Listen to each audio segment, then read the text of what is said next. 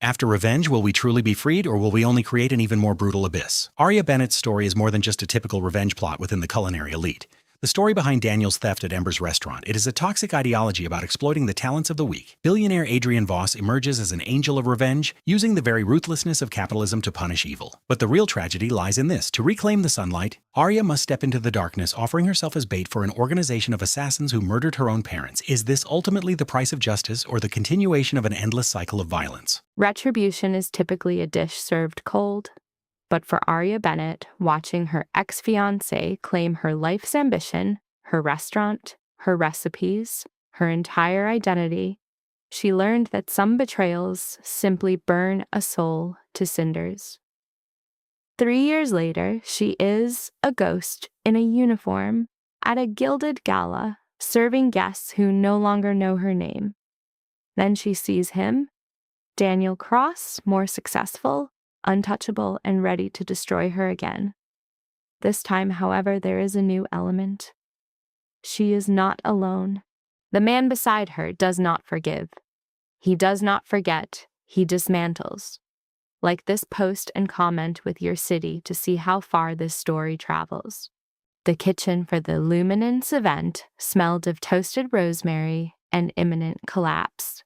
Standing at a steel counter, Aria Bennett moved with the ghost of muscle memory, assembling canapes that cost more than she earned in a week. Whipped goat cheese, a glaze of fig, one sprig of thyme, placed with surgical accuracy. It was manufactured beauty on a bite-sized scale. She hadn't been able to taste her own cooking for 2 years. Aria, we need those starters on the floor in 5. Marcus, the event head, materialized at the door, sweat beading on his forehead despite the chilled air. Guests are coming in, and Mr. Voss insists on perfection, as if he ever settled for less. She kept her eyes down. Her hands arranged each plate with the precision of someone who once had drive, who once believed skill could outweigh connections. That was before Daniel. Marcus hesitated. Listen, about tonight. I know. She cut him off, her voice flat and empty. It's a big event, important people, don't mess up. That's not what He trailed off with a sigh. Never mind, just be careful out there. The warning was a minor static she tuned out. Marcus's persistent unease was part of his job. Her job was to craft food destined for an Instagram post before being forgotten. She lifted the tray and moved toward the lift. The grand ballroom of the Carril Hotel was an exercise in aggressive luxury. Crystal chandeliers rained light on polished marble floors. Sculptures of ice bled onto tables swathed in ivory silk. Women in dresses worth more than a car feigned laughter at stale jokes, while men in tailored suits cut deals that would leave wreckage by dawn. Aria had learned to move through these spaces like a wraith. Unnoticed, efficient, safe. She was halfway to a service station when the name reached her. Daniel Cross just arrived with Senator Morrison's daughter. The tray in her hands gave a minute shudder, shifting a canapé by a centimeter. No. I heard he's opening his 3rd restaurant next month. The New York Times once called him a culinary visionary. Visionary. The word was acid on her tongue. Aria steadied her grip and resumed her path. She set down the tray, turned to head back to the kitchen, and that's when she saw him. Daniel Cross stood near the entrance, illuminated by the glow of his own triumph. His features had always been sharp, a chiseled jaw, intense dark eyes, a smile designed to disarm. But 3 years had carved him into something harder, more polished, commanding, invincible. The woman on his arm couldn't have been over 25, a confection of blonde hair and practiced elegance. She laughed at something he said, and Aria remembered that sound from before she knew what his promises were worth. Her lungs tightened, the very air in the room felt thin. She turned for the service hall, but her body refused the command. She stood frozen amid the sparkling crowd, watching the man who stole her life glide past as if she wasn't there. Because in his world, she wasn't Miss Bennet. The voice came from behind her, quiet and absolute. It was the kind of voice that didn't ask for attention but took it. Arya turned. Adrian Voss was 3 feet away, holding a glass of scotch he hadn't touched. He was tall, around 6'2", with dark hair swept back from a face of aristocratic lines, strong cheekbones and gray eyes that missed nothing.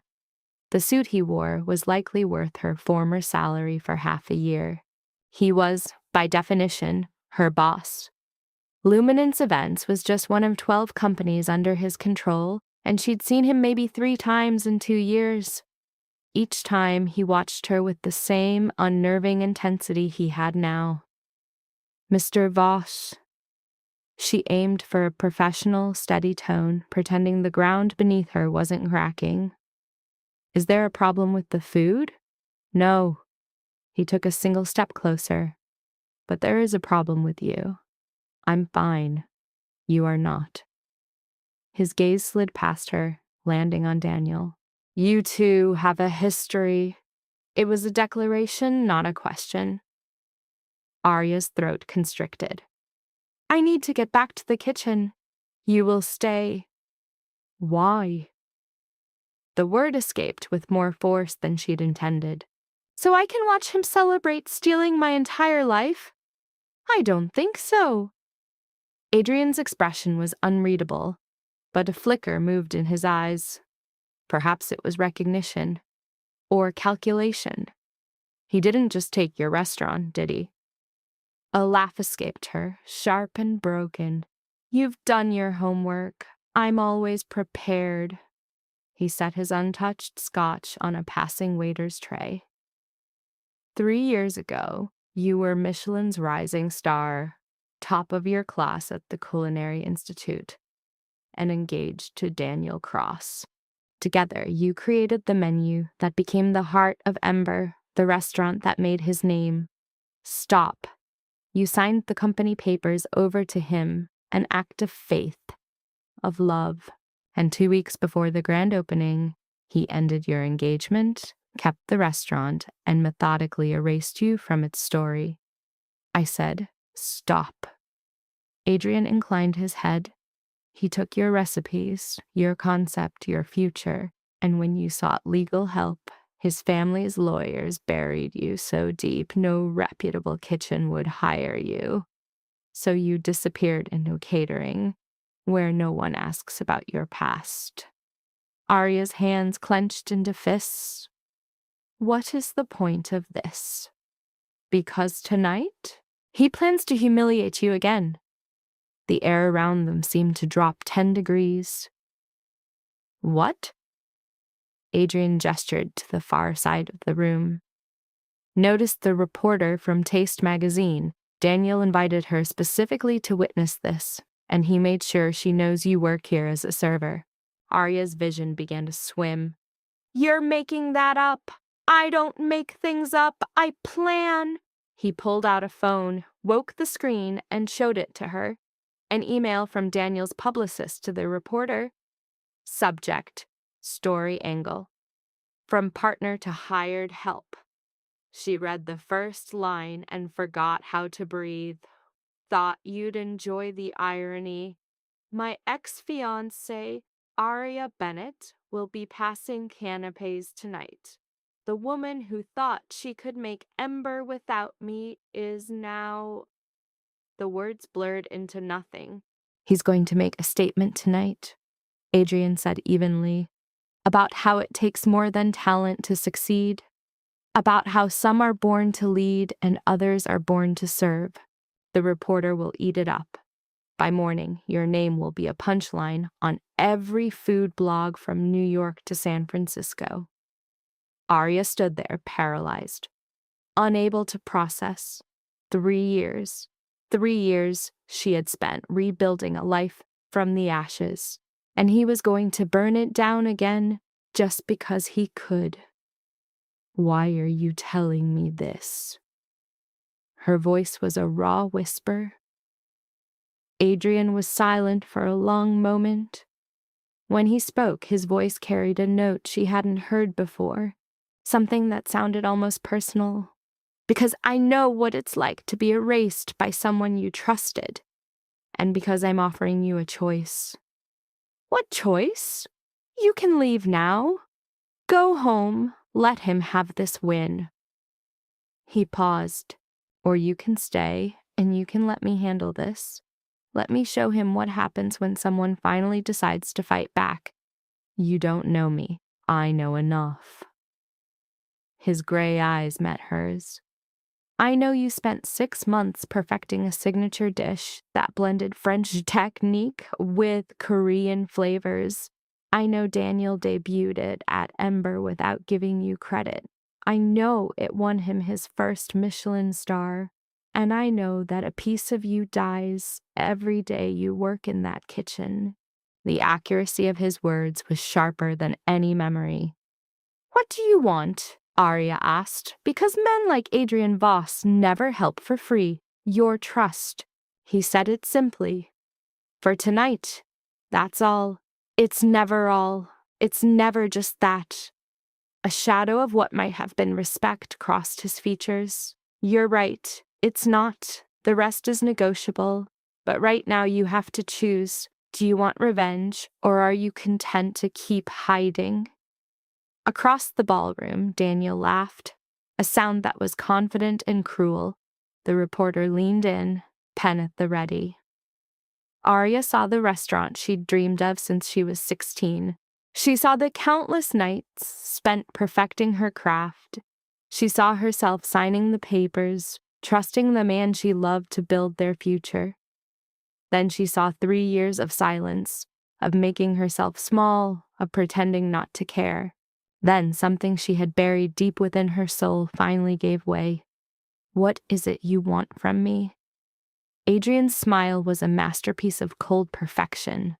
Nothing. Just stay with me. And when it happens, do not run. When what happens, you'll know. He offered his arm, a silent command. After a heartbeat of indecision, Arya took it. Moving through the throng, the world seemed to shift on its axis. Eyes found Adrian as they always did, but tonight, with her on his arm, their gazes sharpened, turning into 1,000 silent questions. Whispers followed them like ghosts. Isn't that one of the caterers? What is she doing with Adrian Voss? Are they together?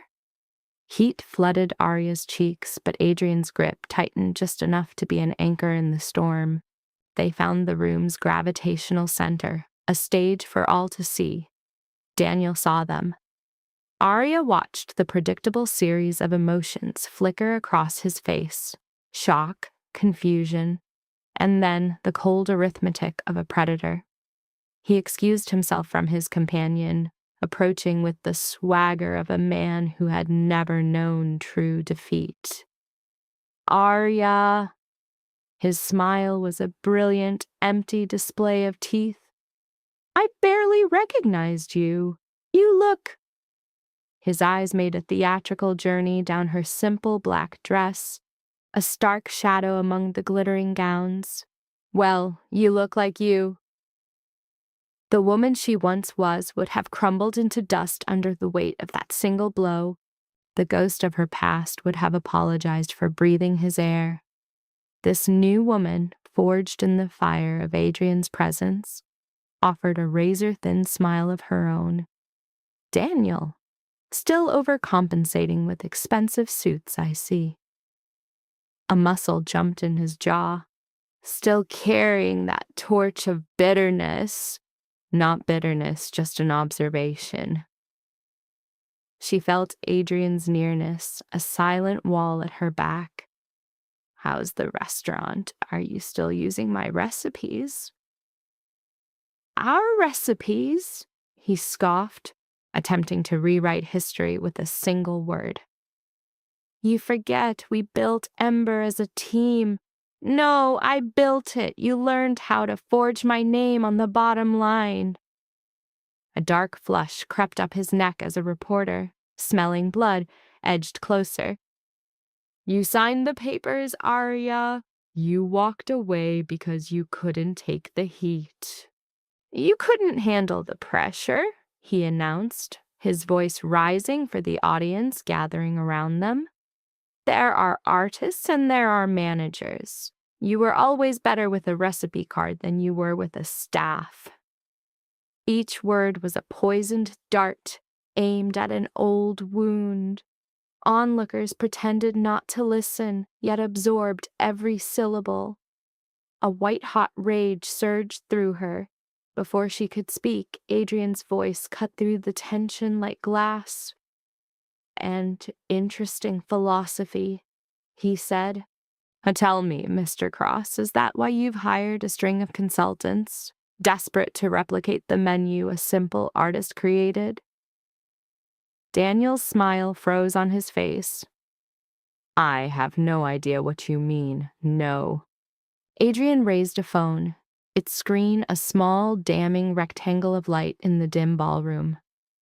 These invoices say otherwise. 3 consulting firms in 2 years, all tasked with finding the magic that you seem to have lost. The blood drained from Daniel's face, leaving it a waxy mask. Where did you get those? That's private information. Nothing is ever truly private. Adrian's tone was flat, a clinical assessment delivered with devastating impact. I was considering an investment in Ember. My due diligence tends to be quite exhaustive. The nearby reporter's pen flew across her notepad. Daniel's voice was a venomous whisper. You had no right. I am a potential investor. Adrian countered, the smile never reaching his eyes. I have every right. The smile was a predator's baring of teeth. However, after my review, I've decided to pass. A business built on a stolen legacy is destined to fail. It is always just a matter of time. You son of a bitch. Careful. The word landed with the finality of a gavel. You are one bad headline away from scaring off your expansion investors. I would hate for these contracts to be leaked to a publication like Taste Magazine. Imagine the story, the great chef who can no longer cook. A vacuum of silence descended upon their small circle.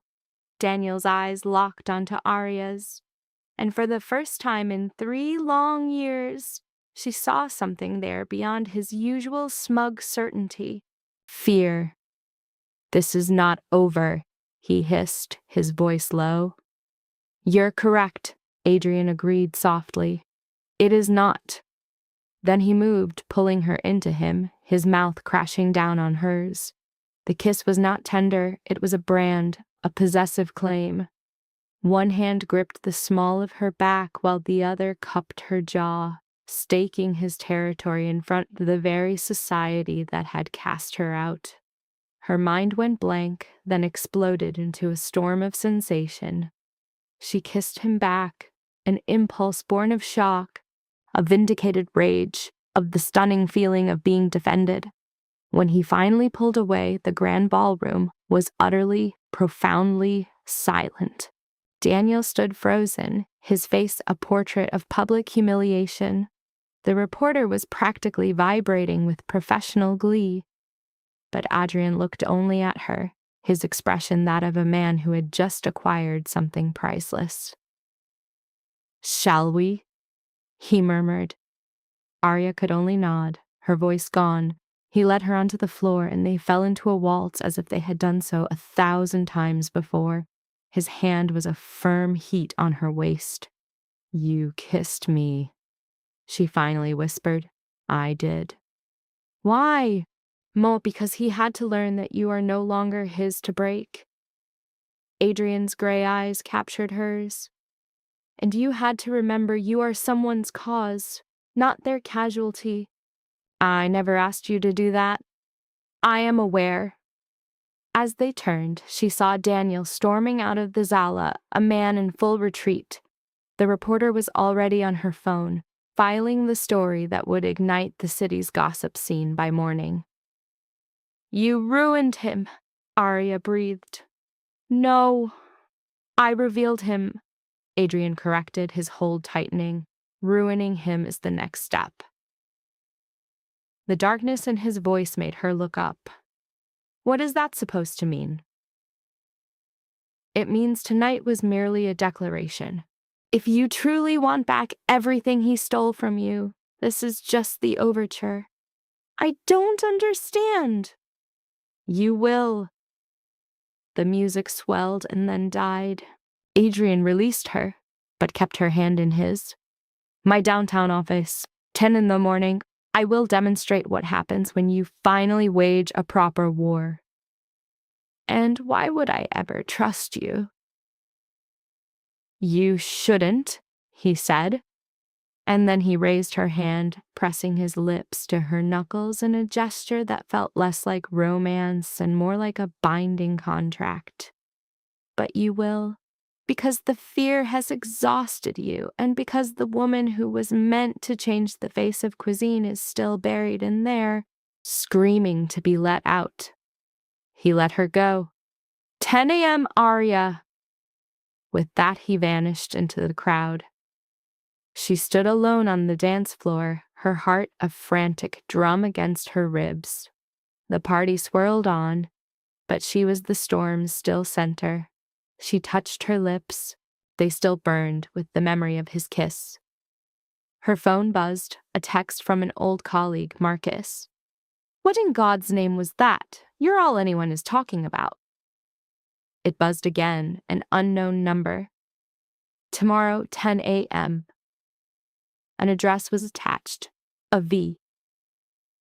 The old Arya would have fled, erased the night, and classified Adrian Voss as a danger far greater than Daniel. But 3 years of living as a ghost had hollowed her out. Tonight, for the first time since Daniel had shattered her world, she felt every nerve-ending spark to life. Arya stared out at the city lights. Somewhere out there, Daniel was panicking. Good. She hoped he felt the cold grip of terror. She hoped he would not sleep tonight. She hoped he was learning what it felt like to be publicly dismantled. Her phone pulsed again. A message from Adrian. "You were magnificent. Rest. Tomorrow the real work begins." A sound that was almost a laugh escaped her lips. She deleted his message and walked to the service elevator. Before the doors opened, she cast one last glance over the ballroom, that glittering ecosystem that had chewed her up, and she smiled, a true smile, knowing that tomorrow she would walk into the lion's den. Whatever was waiting inside that office, manipulation, danger, sweet revenge, it was better than the slow, quiet death she had been living. She had been invisible for 3 years. It was time to become a threat. The elevator doors slid shut, and Arya Bennett began her descent, her life now in the hands of a man whose kiss was a declaration of war. Fear should have been the taste in her mouth. Instead, all she felt was a hungry anticipation for the dawn. The apartment was small and anonymous, 1,200 square feet of defeat, a monument to all she had lost. In the darkness, her keys clattered on a cheap countertop. Her phone buzzed incessantly. Messages poured in from people who had vanished the moment Daniel's lawyers had appeared. Now they wanted details. They wanted gossip. "OMG, are you with Adrian Voss?" "Saw the video, you were on fire!"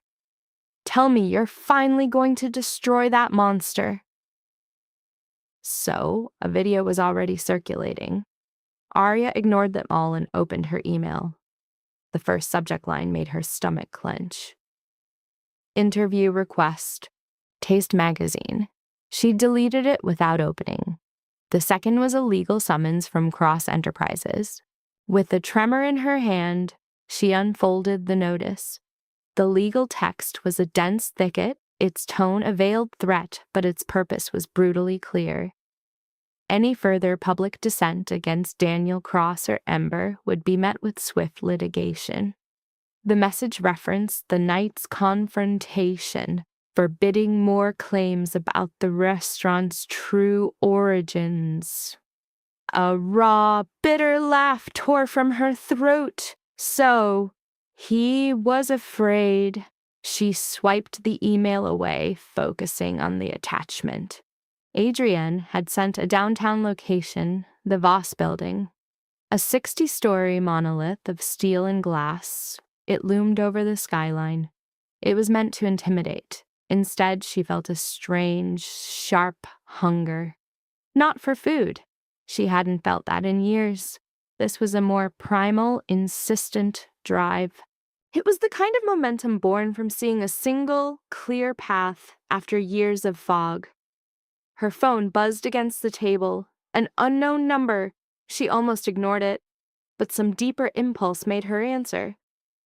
Arya Bennett. The voice was female, precise, utterly devoid of warmth.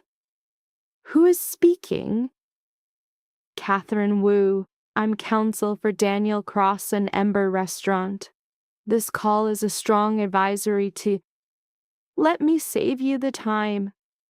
Arya's own voice was a blade, sharper than she'd expected. You're calling to frighten me, to warn me that if I keep speaking about Ember, I'll be drowned in legal fees I can't afford. Is that the gist of it? A beat of silence. Then, Miss Bennett, I understand you're upset over the dissolution of your relationship with Mr. Cross? My relationship? You mean the partnership where I developed every single recipe, created the entire brand, and was naive enough to sign it all away to a man I trusted? The paper trail won't show it because he drew up the contracts after we were engaged, after I had already given him everything. Miss Bennett, give Daniel a message for me. Arya crossed to the window, watching the city lights blur. Tell him the silence is over. Tell him next time he orchestrates my public ruin, he should remember I'm not alone anymore. And tell him Adrian Voss doesn't make threats. He makes moves. Tonight was just the opening act. She ended the call. Now her hands were visibly trembling. Adrenaline warred with anxiety, laced with a third, unnameable emotion. The phone rang again, a different number. She let it go to voicemail. Then she did what she hadn't allowed herself to do for 3 years. She went to her closet, pulled a box from the highest shelf, and broke its seal. Inside lay dozens of notebooks, her original recipes, her early design sketches, her dreams written in ink. The entire blueprint for Ember was there, every dish she had conceived, every technique she had mastered, the whole soul of what it was meant to be. They had been hidden away, a testament to a pain too sharp to touch. Now her eyes scanned the pages with a surgeon's detachment, reading, remembering, cataloging the sheer scope of Daniel's theft. Ember's signature plate, the dish that won his Michelin star, was right there on page 47. Korean short rib with a gochujang glaze, crispy rice cakes, and pickled daikon. 6 months of her life had been poured into perfecting that balance. Daniel had presented it on opening night as an inspiration from a trip to Seoul. He'd never been to Seoul. Page 62. The dessert critics called divine miso caramel panna cotta with a black sesame tuile. It was her grandmother's recipe, reimagined with French technique. Daniel told a reporter it came from his mother. His mother couldn't boil water. It went on, plate after plate, Lie after lie. Arya read until her vision blurred, until the rage in her chest cooled into a solid, heavy stone. She shut the notebook, her path set. If Adrian Voss was offering a weapon, she would take it. She would use his money, his connections, his chilling self-control. But this war was not his. It was hers alone. And by the end, Daniel Cross would know exactly what it felt like to have everything taken while someone else pulled the strings. She didn't sleep. At 4 a.m, she gave up the attempt and started researching Adrian Voss. He was a ghost, a machine of the internet. Forbes articles, company buyouts, charity galas with women who looked sculpted from myth. But the personal details were scarce. Born in London, moved to the States at 15, launched his first company at 23. A tech firm he sold for enough to fund his next 10 enterprises. His current portfolio was a sprawling empire, from real estate and dining to a security firm rumored to handle clandestine government contracts. But gaps existed in the timeline. Entire years where he was a phantom. Whispers of associates who never appeared in Forbes. A single investigative piece had dubbed his operation the Invisible Empire. It detailed how Voss Industries steered massive infrastructure projects through a maze of shell corporations. How political rivals saw their careers evaporate overnight. How business competitors who played dirty discovered Adrian Voss played dirtier with absolute impunity. The article ended with a warning. Adrian Voss doesn't just buy companies, he buys leverage. And once he has it, you are never free. Arya closed the laptop. She should have been terrified. Instead, a grim, dark satisfaction settled over her. If Daniel wanted a fight with no rules, she had just found a grandmaster. At 9:15 a.m, she studied her reflection, taking stock of the damage. Shadows bruised the skin beneath her eyes. Her hair was unkempt. And she wore the same black dress from last night, one of only 3 professional outfits she owned. She looked exhausted, fragile, the perfect portrait of a woman broken by the world. Good. Let Adrian see what Daniel's victory had cost. Let him understand what she would risk by aligning with a man like him. She grabbed her bag and took the subway downtown. The Voss building was impossible to miss. 60 stories of black glass and steel, catching the sun like the edge of a knife. The lobby was a cold expanse of marble and minimalism, guarded by men with the quiet lethality of former federal agents. Arya Bennett, she announced at the reception desk. I have a 10 o'clock with Adrian Voss. The receptionist's face was a placid mask, but her eyes betrayed a flicker of something. Recognition, perhaps, or pity. Top floor, the elevator on your right. He's expecting you. The lift was a glass cage. As she rose, the city shrank below her. By the time she reached the 60th floor, her stomach was a tight coil of nerves. The doors opened onto an office that felt more like a penthouse apartment. Walls of windows, priceless modern art, and a view that turned the sprawling metropolis into a tabletop map. And there was Adrian, his back to her, silhouetted against the glass. You came, he said without turning. Did you think I wouldn't? I thought you might run. He pivoted to face her. The tuxedo was gone, replaced by a charcoal suit tailored with brutal precision. Most people do after they meet me, after they understand what I am. And what is that? A ghost of a smile touched his lips. Dangerous, useful. It depends entirely on which side of me you're on. And I am? Dangerous or useful? Both. He crossed to a desk, picked up a folder, and held it out. Read this. Then you can decide if you still need my help.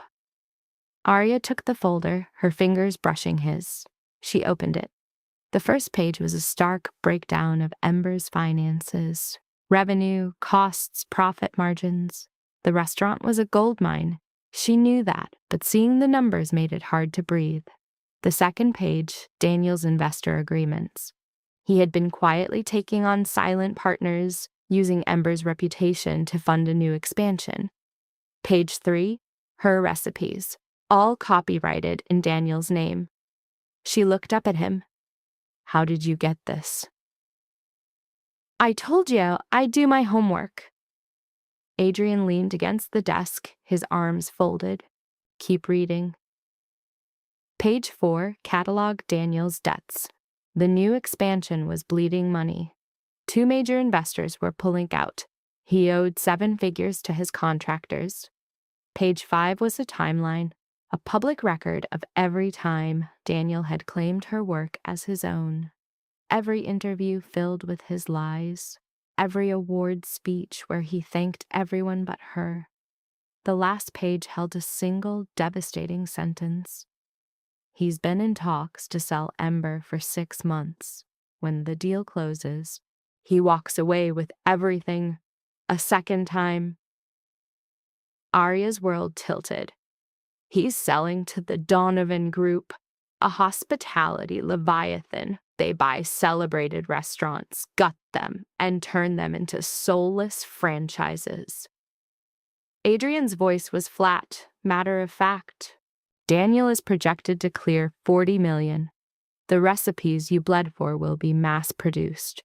Your signature dish will be served in airport terminals by cooks with no training. The folder slipped from her hands. Why are you showing me all of this? Because I can stop it. Adrian pushed himself off the desk. I can buy Ember before the Donovan sale is final. I can put you back in that kitchen. I can make sure the entire world knows exactly who built that restaurant. And why would you do that? Because, he said, I need something from you. There it was, the price. What? Adrian turned to the window, looking down on the city he seemed to own.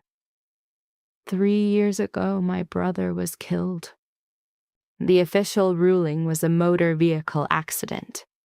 His voice was a flat, sterile thing. I found that conclusion unsatisfactory. I hired my own people, dedicated 2 years to the case, and found an inconsistency. He turned to face her. It was no accident. The brake lines on the car were severed. The man who arranged it is one of the same financiers currently funding Daniel's enterprise. A glacial cold seeped into Arya's veins. You think Daniel was involved? He's a spineless thief, not a killer. No, Adrian's gaze was flint, but his new partners possess none of his moral reservations, and their ambitions are far grander in scale. This network involves numerous businesses, including Ember, and its collapse is designed to create widespread financial and personal devastation. My interest requires an asset on the inside, someone whose presence would not raise suspicion.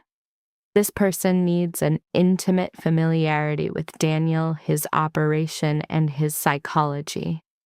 He paused. The perfect operative would also have a powerful reason to desire his ruin. The realization hit her like a wave of frigid ocean. You want me to be your spy? The position is a formal consultancy at Voss Industries, with the objective of assisting in Ember's acquisition. Your role will be to gather intelligence, documentation, and proof. Should you decline, I will continue alone. It will be a more protracted, less refined process, but the outcome is inevitable. His eyes held hers. The question is whether you want to participate, to see justice done, or if you merely seek revenge. What's the difference? Revenge is a firestorm of emotion. Justice is a cold, structural certainty. Adrian closed the distance between them. his nearness forcing her to tilt her chin up to hold his gaze. Revenge is taking Ember back from Daniel. Justice is dismantling his entire operation, so he can never do to anyone else what he has done to you. Arya's heart hammered against her ribs. If I do this, if I help you, what do I get? Everything. Your name, your restaurant, your life. He paused, and the satisfaction of watching Daniel Cross lose everything he ever stole, publicly and irrevocably. The offer was too much, too fast, too sudden. There is another detail, Adrian added, his voice low. There is something you must know before you decide. What? The car crash that involved your parents 5 years ago. Her entire universe froze. Don't. Her voice was a fractured whisper. You don't go there. It was not a crash. The ground fell away from beneath her. Arya couldn't breathe. Her mind short-circuited. Her parents, the collision that took them, the investigation that cited human error, the all-consuming grief that had been her world for months. You're lying, I wish that I were. A flicker of something clinical, like pity, softened Adrian's features. The same people, the same method. Your parents were investigating financial crimes at a restaurant they owned. They found evidence, announced their intent to go public, and were dead within 3 days. No, I have the original documents, the buried forensic reports, and the witness statements that were coerced into silence. All the evidence leads to one inescapable truth. He held her gaze. Your parents were murdered, and the men who killed them are the same men backing Daniel's new venture. Arya's strength deserted her. She would have crumpled to the floor, but Adrian caught her, his hands gripping her arms, his voice a low, unyielding force. I can't bring them back, Arya, but I can make damn sure their killers answer for what they did. I can give their deaths meaning. This is why I need you. Not just to destroy Daniel, but to finish the war your parents started. She looked up at him. This man she'd met only once before tonight. This stranger who had just systematically demolished her reality. How long have you known this? For 6 months after my team confirmed the connection, and you've waited until now to tell me. I needed absolute proof. Evidence that would be undeniable in court, and I needed you to be in a position to hear it. His hold on her arms tightened fractionally. Are you? Was she ready? To accept her parents' deaths weren't random? To admit her life was shaped by a homicide disguised as a tragedy? To declare war on people who erased threats? No. But the time for hiding was over. What do you need me to do? A smile touched Adrian's lips. It was cold, perfect, and deeply unsettling. First, you will sign a contract as senior culinary consultant for Voss Industries. The salary will seem obscene to Daniel. The benefits will include a legal retainer. You'll need it when he inevitably sues you. Second, you will aid my hostile takeover of Ember. Our offer will dwarf the Donovan Group's. When we succeed, you will walk back into that kitchen as executive chef and partner, not an employee. He'll never sell to you. He won't have a choice when we are finished. Arya pulled free from his grasp, moving to the vast window to stare at the city sprawling below. Down there, Daniel was likely plotting his next move, calling his lawyers and backers to contain the damage from last night. And down there, the men who killed her parents walked free, powerful and untouchable. She saw her mother's face, heard her father's laugh, remembered the dreams they had for their little restaurant. She thought about 3 years of quiet surrender, of letting Daniel think he'd won because fighting seemed impossible. She thought about the kiss last night, the way Adrian had looked at her like she mattered, like she was a prize to be claimed. Her mind was made up. I want every term in writing, the salary, the partnership, all of it. Of course.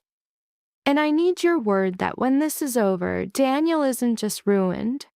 I want him to understand, down to his bones, what he stole from me and what it cost him. You have my word. She turned to meet his eyes. Then I'm in. Adrian's smile widened.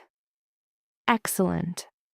Because we have a meeting with Daniel's investors tomorrow morning, and you're going to explain why Ember's expansion is built on a foundation of lies. They won't believe me. They will when I arm you with documented evidence of every stolen concept, every fabricated number, every corner cut, and every person he conned. Adrian crossed to his desk, retrieving another thick folder. You're not going into that room unprepared, Arya. You're going in with an entire arsenal. She took the folder. It had a physical weight to it. How long have you been planning this? Since the night I first saw you in my kitchen, looking like a woman who had forgotten how to live. His gray eyes locked with hers. I know the look. I wore it for 2 years after my brother died, and I decided if I ever had the chance, I would teach you how to fight again. Something inside Arya finally cracked. You don't know the first thing about me. I know enough. He stepped closer. I know you are more talented than you let yourself be. I know you are stronger than you believe. And I know that together, we will burn every one of their lies to the ground. Why? Why what? Why do you care? Why are you helping me? She gestured around her at the files, the opulent office, this impossible promise of retribution. Why do any of this? Adrian was silent for a long, heavy moment. When he finally spoke, his voice carried a raw, unfamiliar edge. Because some men deserve to burn, and some people deserve to watch. Then he turned away, and the moment was over. Go home, read the file. We meet the investors tomorrow at 8 a.m. You should dress like you're worth $40 million, because after this you will be. Arya clutched the file to her chest. Adrian. Yes, the kiss last night. Was that part of the plan? He looked at her, really looked, and for a split second, she saw past the strategist to something else, something wild and entirely human. No, he said, his voice quiet. That was improvisation. Was it real? A sharp, knowing smile cut across his face. Does the answer to that question matter now? Yes. Then ask me again when this is over. When you're standing in your own restaurant, with your name over the door, and Daniel Cross is nothing but a ghost story. He paused. Ask me then if it was real. Her throat felt tight. She gave a single nod and walked out. The elevator's slow descent felt like a metamorphosis, as if she were shedding an old skin for a new one that didn't run, one that fought back. Her phone buzzed, a text from a blocked number. I know what you're planning. Stop now, or your sister pays the price. The blood in Arya's veins turned to ice. Her sister, Maya, 23 and safe across the country in Seattle, a graphic designer completely removed from this world. She tried to call. It went straight to voicemail. She tried again. Nothing. Her hand shook as she typed, Maya, call me now. The elevator doors opened to the lobby. Arya bolted. Outside, the city noise was a physical assault. Too many lights, too much sound. She couldn't get a breath. Another text arrived. Check your email, you have 24 hours. The email contained a single photograph. Maya was bound to a chair inside a cavernous warehouse. Alive, but her eyes wide with terror. The accompanying text was a death sentence. Tomorrow's meeting is off, or she dies. Your choice. Arya's world turned to static. She called Adrian, who answered before the first ring finished. They have my sister. I am aware. A vehicle is en route. Do not move. How do you know? I foresaw this. Remain there. The line went dead. 3 minutes later, a black car glided to the curb, its driver a phantom opening her door. She slid in. They avoided the Voss building's grand lobby, descending into a subterranean garage and a service lift. Adrian was waiting. Report everything, he commanded.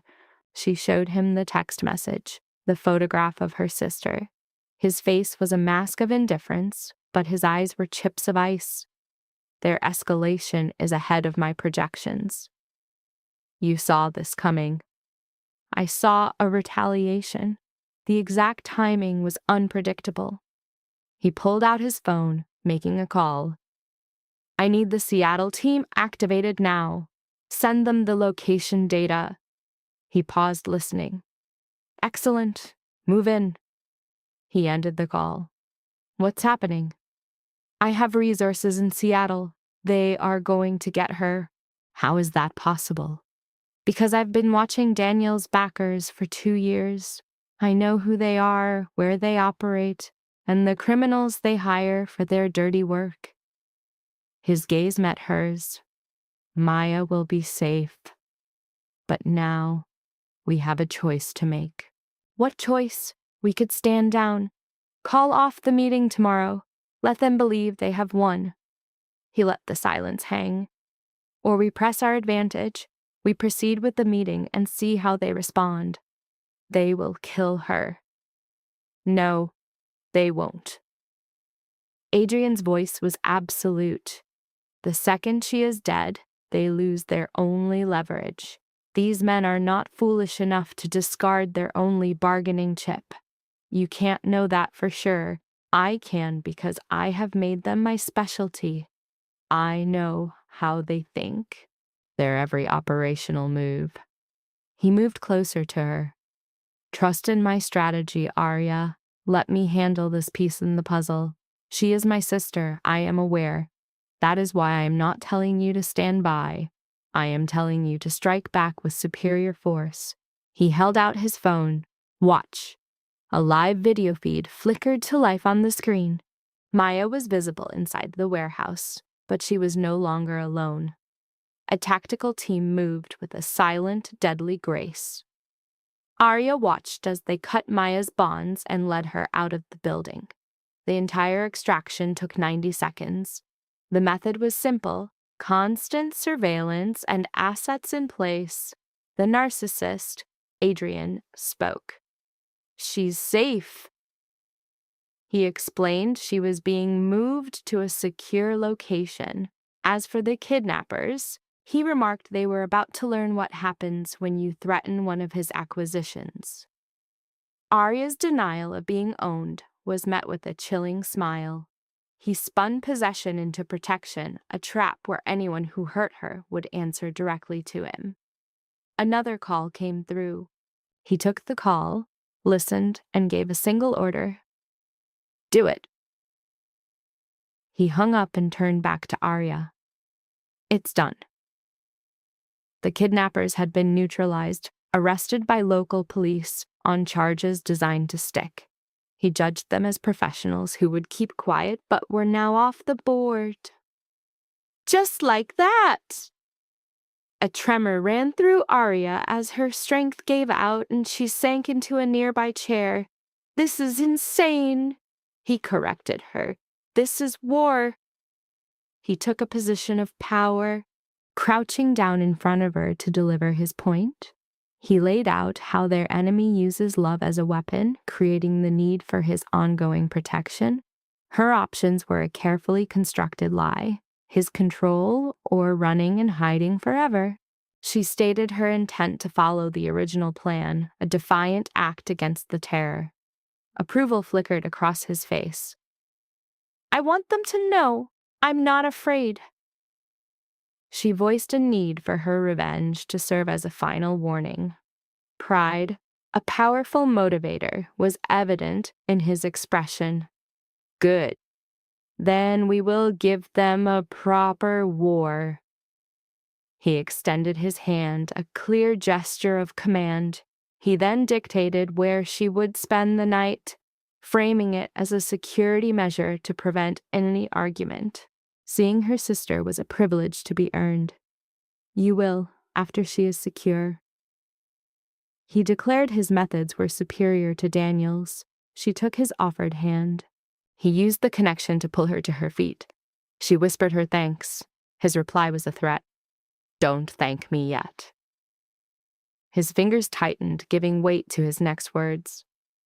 Tomorrow, we ruin them. He laid out the storm that was about to break. I know. Do you? He scanned her face, a quick and brutal psychological evaluation. He described the coming assault from all sides, legal and otherwise. I don't care. It was the expected answer from someone driven by trauma. He observed her complete lack of self-preservation. She pulled her hand away, detailing the source of her pain, her parents' death, her sister's kidnapping, the theft of her life's work. I'm done caring about what happens to me.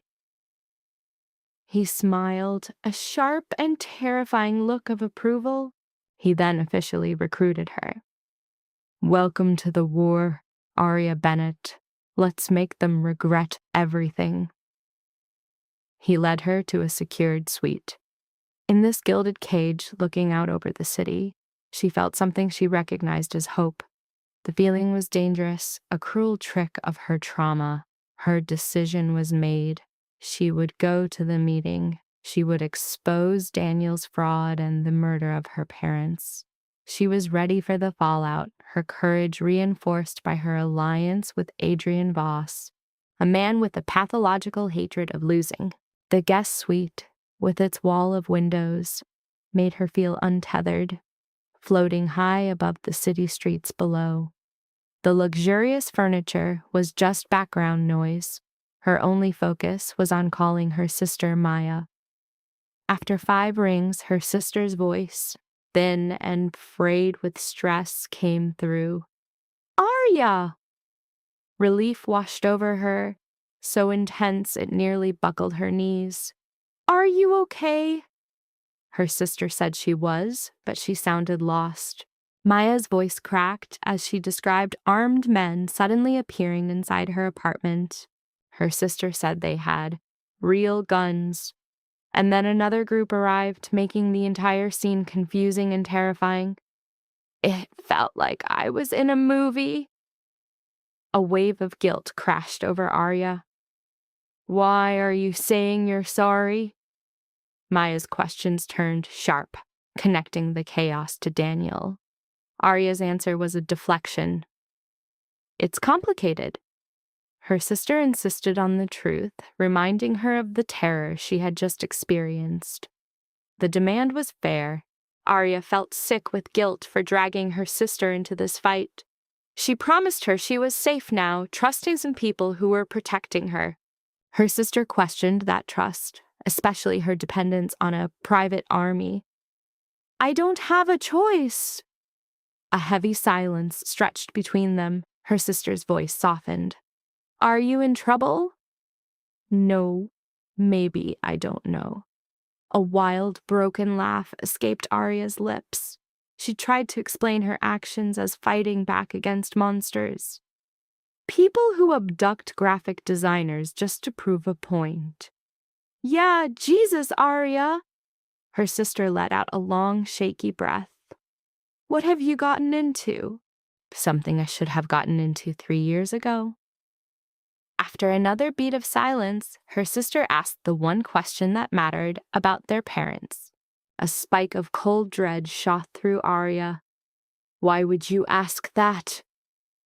Her sister laid out her logic, saying Arya's voice sounded the same way it did right after their parents died.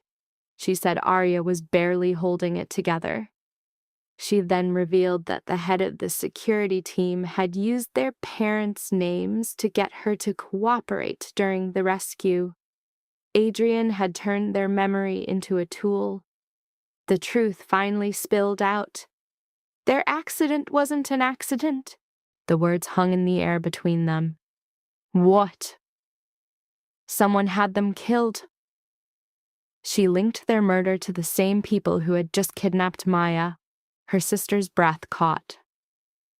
You're serious? I wish I wasn't. She admitted she had only known for about 12 hours. And you're going after them alone? Not alone. I have help. The guy with the private army. His name is Adrian Voss. Her sister Maya let out a hysterical laugh. My sister is teaming up with some billionaire vigilante to avenge our parents' murder. Arya admitted how insane it all sounded. I know it's crazy. It sounds like a terrible movie, but I believe you. Maya's voice steadied, her faith grounded in who Arya was.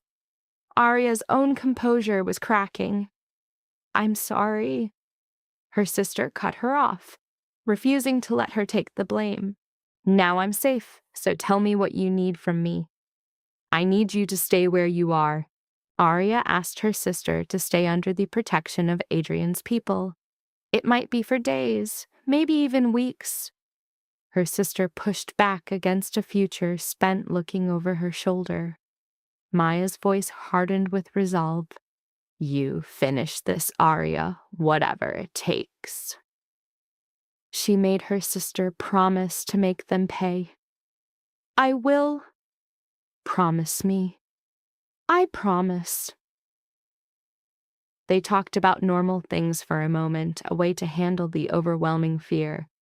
After hanging up, Arya finally let the walls down and allowed the storm of her emotions to break. The full weight of the revelation settled upon her, not as a thought, but as a physical presence. Grief, entombed for 5 years, erupted and fused with a cold, clarifying rage. Her parents were not casualties of fate, they were executed. The comforting lie of a random tragedy dissolved, replaced by the chilling architecture of a premeditated act.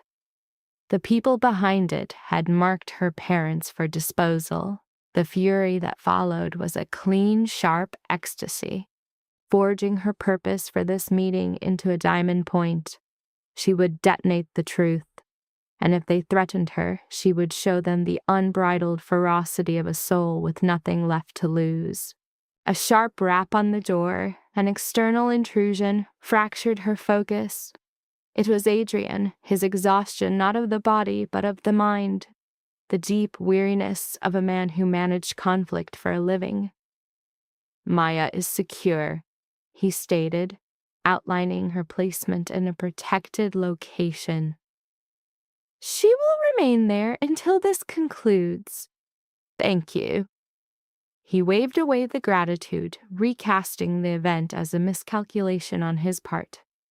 I should have seen them making a play for her. How could you have predicted that? Because, he said, it is the move I would have made. He saw his own strategies mirrored in his enemies, acknowledging that family is always the most dependable lever of pain. That is a grim way to see the world. It is the accurate way. His gaze was clinical, assessing her state. You need to rest. He warned that the day to come would be a brutal psychological gauntlet. I cannot sleep. He offered a different task, then studied the files. He told her to master every piece of information to make herself impenetrable. I will be. He challenged the assertion, drawing a line between the will for vengeance and the capacity for it. You are about to face Daniel and obliterate his world. He then laid out the collateral damage, the media frenzy, the public crucifixion.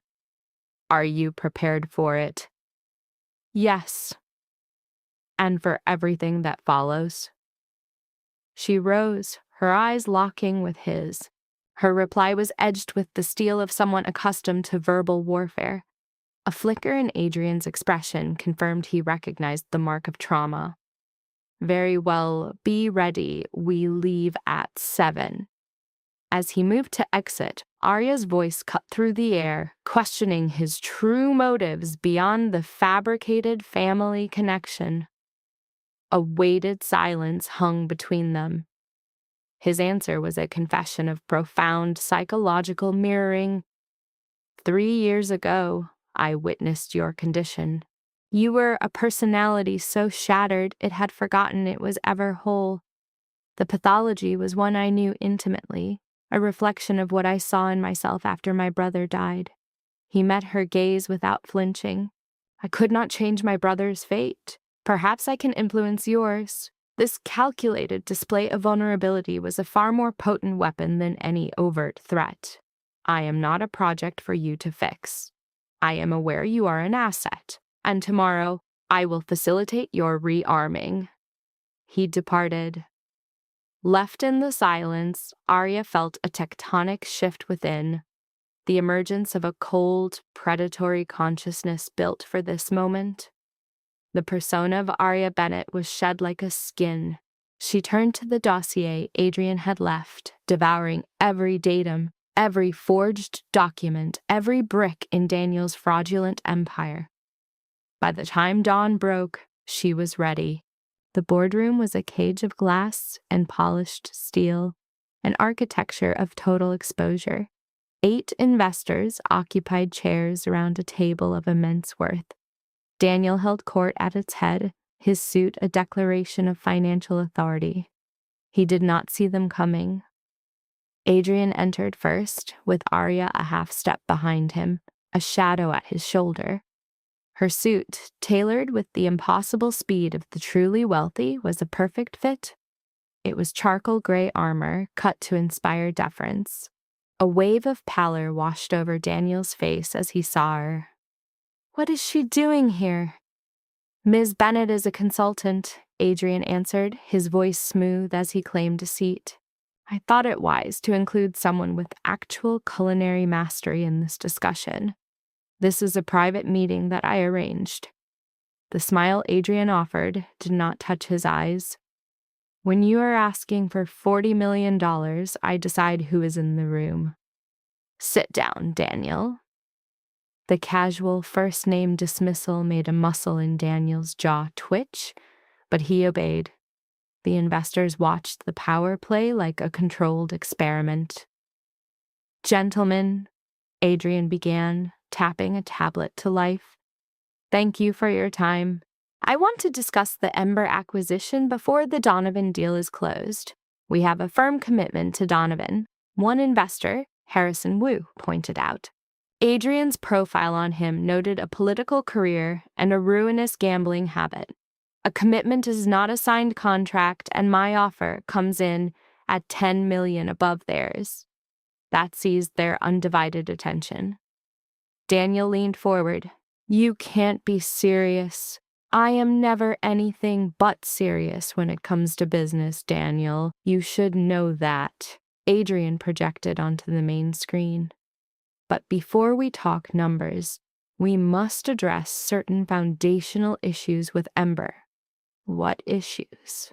Asked another board member, Victoria Chen, a woman with a reputation for ruthless tactics. Intellectual property issues, she clarified, concerning the origin of the signature menu. Daniel's hands clenched into fists beneath the table. This is absurd. Is it? Adrian inclined his head toward Arya. Ms. Bennett, if you would. It was her cue. Arya rose to her feet. Her hands were perfectly still. Her voice when she spoke was calm and clear. 3 years ago, I created the entire menu for Ember from scratch. Every recipe, every method, every flavor combination. Daniel and I were engaged at the time, supposedly building our future together. That is ancient history, Daniel cut in, his voice strained. We were partners. It was a collaboration. Incorrect, Arya said, her gaze sweeping across the investors. I possess the original dated recipe journals and email correspondence that documents the creation of every single dish, all of which I am ready to produce. She held up a tablet prepped by Adrian's team, displaying a high-resolution scan of her handwritten logs. This is the recipe for the Korean short rib that won Ember its Michelin star, created in April of 2019, half a year before the restaurant opened. My notes and measurements are clearly visible. The investors leaned in. And here's a clip of Daniel on opening night claiming the dish was inspired by a trip to Seoul, a city his passport confirms he has never visited. His face began to burn. You can't. Here is the miso caramel panna cotta, adapted from my grandmother's personal recipe. Daniel told a magazine his own mother taught him that. His mother passed away when he was 6. Arya dismantled his life, lie by meticulous lie. An absolute stillness commanded the room. Every dish that defines Ember came from my mind and my work. When Daniel ended our engagement 2 weeks before the launch, he kept all of it. He filed copyrights for my intellectual property under his name while I was navigating a severe emotional collapse. These are serious accusations, Victoria Chen noted, her tone sharp. Can you substantiate the claim of fraudulent copyright? I have something more compelling. I have the complete, documented development timeline. I also have former kitchen staff prepared to testify that I was the sole creator. She looked straight at Daniel, whose bravado had curdled into raw panic. I gave you the company because I trusted you. My love for you was the crowbar you used to pry away everything I had ever made. It is not that simple. It is precisely that simple. Arya's voice became hard as iron. You stole my life's work, put your name on it, and constructed an empire on that lie while I took server jobs to make rent. Harrison Wu cleared his throat. Mr. Cross, is her account factual? We were partners. It was a collaborative effort. Then show them your notebooks, Arya countered. Show them your development logs. Your evidence of trial and error. Daniel's silence was a confession. You cannot, because they do not exist. You never created a thing. You only learned to copy my work well enough to fool the world. Victoria Chen directed her gaze at Adrian. You have confirmed these claims. To the last detail, I have a forensic analysis of the journals, testimony from culinary experts, and the original business filings which list Miss Bennett as the lead creator. He brought up a new file. I also have invoices showing Mr. Cross hired 3 separate menu consultants over the last 2 years because he was incapable of creating anything that matched Miss Bennett's standard. Daniel shot to his feet.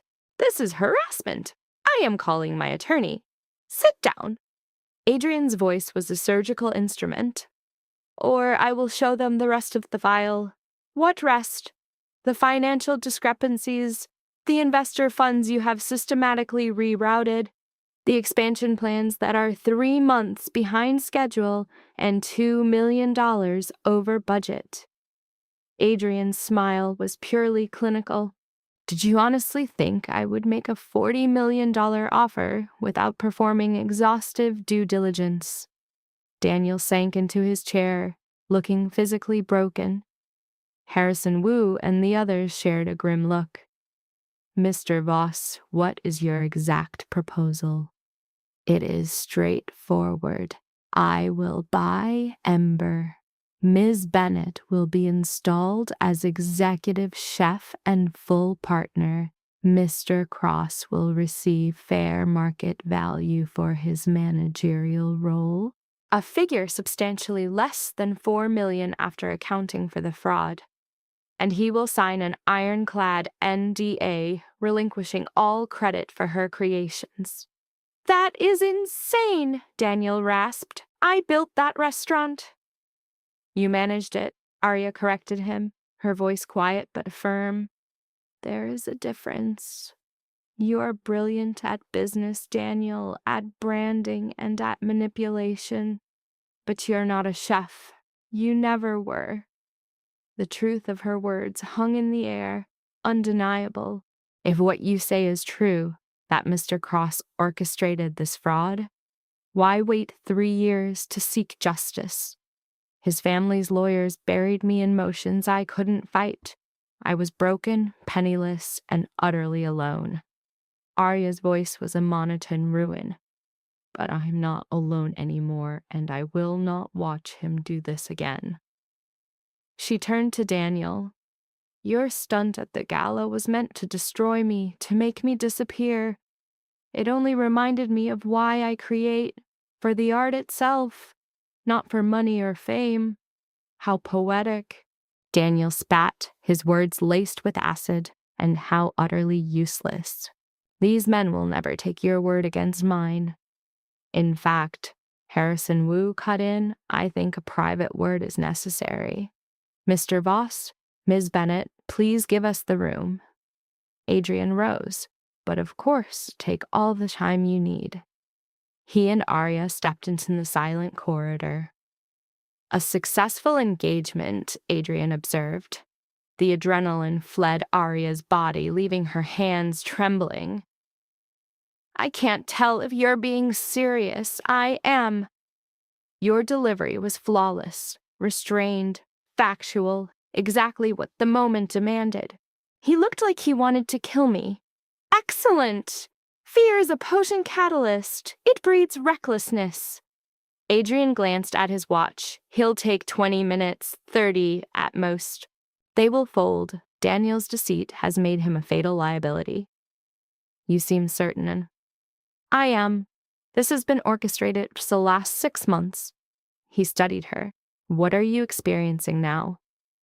Arya took inventory of her soul. Terror, catharsis, fury, and a sliver of power. The perfect psychological state, then. A buzz from his phone pulled his attention. Pardon me, I must take this. He walked away, his voice dropping to a murmur. Arya reached from the wall, trying to anchor herself. She had just dismantled Daniel in front of his backers, taking back her life's work. But there was no victory. Only a hollow space, a feeling that this wasn't an ending, but a beginning. She knew then, a truth she'd held since Adrian first laid out the stakes, that his investors would never simply walk away. There would be retribution. Adrian returned, his face a mask of clinical detachment. We have a development. What kind of development? The investors have brought in a dangerous partner, a man with a pathological opposition to losing. Who? Marcus Vance, from the Donovan Group. My sources also confirm he arranged the accident that killed your parents. The corridor seemed to tilt around her. Explain. Your parents were looking into financial discrepancies at a club they ran, which we now know was a front for Donovan. They found proof of his money laundering, they threatened to expose him, and 3 days later, they were dead. A sharp pressure built in her chest, making it hard to breathe. You knew this. It was a strong hypothesis, unverified until my people confirmed it this morning. Adrian's tone was surgically precise. Marcus Vance has used companies like this to wash his money for years. Ember was his next target. So that's why he backed Daniel and why you stepped in. Precisely. What do we do now? Adrian's phone chimed. He read the screen, his expression hardening to ice. Understood. Lock it down. He ended the call and turned back to Arya. We now initiate phase 2, making Marcus Vance understand that coming after you was a terminal error in judgment. The conference room door swung open before she could form a reply. Harrison Wu stood there. Mr. Voss, we're ready to talk, but we need certain guarantees. You'll have them, but first, there are some truths you need to hear. Adrian's smile was pleasant, but it held the chill of a blade. The man you're in business with, Marcus Vance, is the target of a federal money laundering investigation. I have the files, the witnesses, everything. The blood drained from Wu's face. It's true. If you proceed with the Donovan deal, you become accomplices. Adrian's smile widened. On the other hand, my proposal includes full immunity. My relationship with federal law enforcement is quite solid. The threat was unspoken but absolute. Join me or be destroyed. A tremor ran through Wu's hand. I need to talk to my partners. Please do, but the clock is ticking. My offer expires at noon. Wu vanished back inside the room. Arya stared at Adrian. You're blackmailing them? I'm providing them with the necessary information to make a sound decision. What they do with it is their choice. That's blackmail. That's business. He checked his watch again. They'll agree. They have no other move. If they don't, the file goes to the FBI and they all go down with Vance. But they're businessmen. They're smart enough to see the inevitable. 10 minutes later, the investors filed out. Victoria Chen spoke for them. We accept your terms, Mr. Voss, pending due diligence and final contracts. Wonderful. My lawyers will have everything ready by the end of the day. And Mr. Cross? Harrison Wu asked. He will be stripped of his controlling interest, left with a token share for his initial work. The rest will be absorbed by Voss Industries and Ms. Bennett. Daniel appeared at the doorway, his face a portrait of a shattered man. You can't do this. I have, and I am. Adrian's voice was final. You have two paths, Daniel.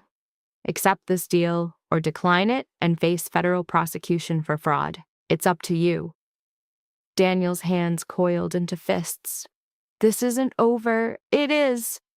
Arya stepped toward him. You don't win this time. You don't get to burn my world down and walk away. I'm taking back what's mine, and you can't do a thing to stop me. Daniel's eyes burned with pure hatred. You think you've won. You think Adrian Voss is your savior. He doesn't have allies. He has assets. The second you're no longer useful, he will throw you away just like I did. The words hit their mark, but Arya smiled. Maybe. But at least he's honest about what he is. You pretended to love me while you tore my life apart, so yes, I will take his brand of monster over yours. Daniel's jaw tightened, but he had no answer. He turned and walked away. As Arya watched him go, a great weight seemed to lift from her spirit. It was relief, it was vindication, and it was the bitter taste of justice. Adrian's hand on her arm startled her. We need to be gone before Vance's people realize what's happened. Where are we going? To a secure facility. From there, we launch our countermove, the complete dismantlement of Marcus Vance. They slipped out through a service hall. A car was idling. As they pulled into traffic, Arya stared out at the city. I'm supposed to feel happy, she said, her voice barely a whisper. I have Ember back. I've destroyed Daniel, but I feel nothing. An absence, Adrian supplied. It's a common response. Vengeance doesn't heal the wounds of trauma. It only cauterizes them. Then what's the point? The point is, you are no longer a victim. You are no longer hiding. You are the author of your own story. He looked at her. The point is that tomorrow you will walk into your kitchen as its master, and you will create something far greater than what Daniel stole. Vance is a different matter. He requires a more permanent solution, as he is a far more lethal threat. Define lethal. Lethal enough that I've moved Maya to a secondary location. Lethal enough that you will not leave my protection until this is over. Lethal enough that his phone began to ring. He answered, and a subtle tension entered his frame. When? How many of them? He listened, his jaw hardening. Sealed the building! Full lockdown protocols, I'm on my way. He hung up, his voice sharp to the driver. The Voss Tower now. What happened? Arya demanded. Marcus Vance has made his move. He sent a tactical team to my office. They want to negotiate. Tactical? As in? As in the situation has just escalated to a hostage scenario. Adrian's voice was glacial. This means Marcus is cornered, and cornered animals make mistakes. The car surged forward. Arya's pulse hammered against her ribs. What's the plan? We walk into the building, into the compromised space, exactly as he expects. A thin, cold smile touched Adrian's lips. And then we initiate our own trap. The Voss Tower loomed ahead, its familiar silhouette now tainted by the knowledge of the men inside. The soaring glass and steel that yesterday symbolized power now looked fragile, a mirror of Arya's own shattered composure. Adrian was on the phone the entire drive, his words short, coded, and grim. As they descended into the private garage, he finished his call and fixed his eyes on her. Listen to me. You will not go upstairs. The hell I won't. They're here because of me, because of what we did. I am not hiding in a basement while you walk into that. His jaw was a hard line. This isn't a question of bravery. It's a matter of strategy. Marcus wants to fracture my composure, to force me into an emotional response. Your presence up there becomes his leverage, and my presence down here is worthless. You are safe. That is not worthless. The car glided to a stop. Adrian's security detail was waiting. 6 men in dark suits, their stillness honed by years of discipline. One stepped forward to report. Sir, we have eyes on 4 armed hostiles. They're holding 3 employees on the 60th floor. The demand is clean. A one-on-one with you. And the employees? Accounting's Parker, Stevens from the legal department, and your executive assistant. Adrian's face was a mask of stone, but his eyes turned to ice. Rachel? Indeed, sir. Arya watched him process the new data. She knew this was his method. He transmuted feeling into strategy, terror into a weapon. What's the move? The head of security asked. The playbook is unchanged. I'm going up. You lock down this perimeter. If the situation changes, your priority is extracting the hostages, not me. Sir, that's an order. Adrian's gaze found Arya. You're staying with Jenkins. He is your guarantee of safety. Should I be compromised, Jenkins has standing orders to get you out of this city or even the country if it comes to that. The protocol is active. He knows his role. The moment felt like a dream. Yesterday, her life was about food service. Tonight, she stood in a concrete garage while a man she barely knew prepared to bargain with gunmen. Adrian, she called out. Wait. He paused. Be safe. An emotion she couldn't name flashed in his eyes. Always. And then he was gone, rising in the steel cage of an elevator with 2 of his men. Arya stood beside Jenkins, a man built like a monument, and tried to find her breath. He'll be fine, Jenkins said, his voice a quiet rumble that defied his size. Mr. Voss always is. Subject Voss possesses a file detailing his performance in pressure scenarios that dwarf this one. A message materialized on her screen, an unsigned digital threat with a textbook coercive payload. This was never your fight. Now they die because of you. The subject, Arya, began exhibiting the classic physiological markers of acute stress. She showed the device to Jenkins, whose face hardened into granite. He recognized the playbook, a psychological tool of Vance's people.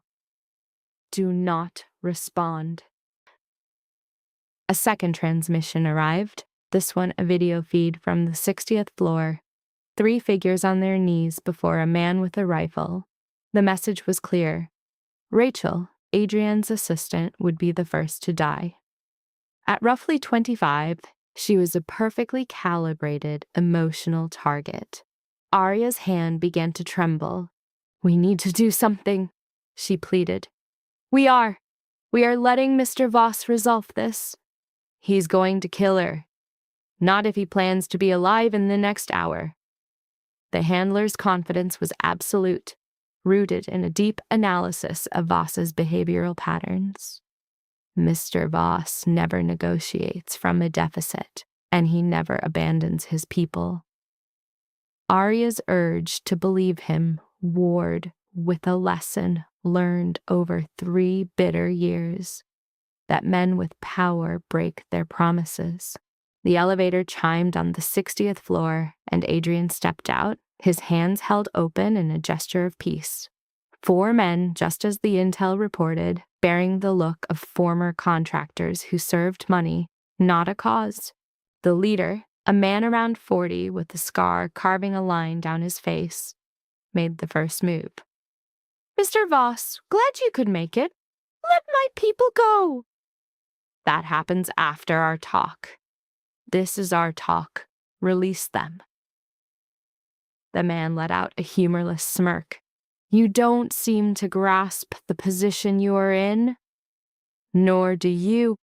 This is my tower, my security, my city. Adrian's voice was a flat line, devoid of inflection. You are contained.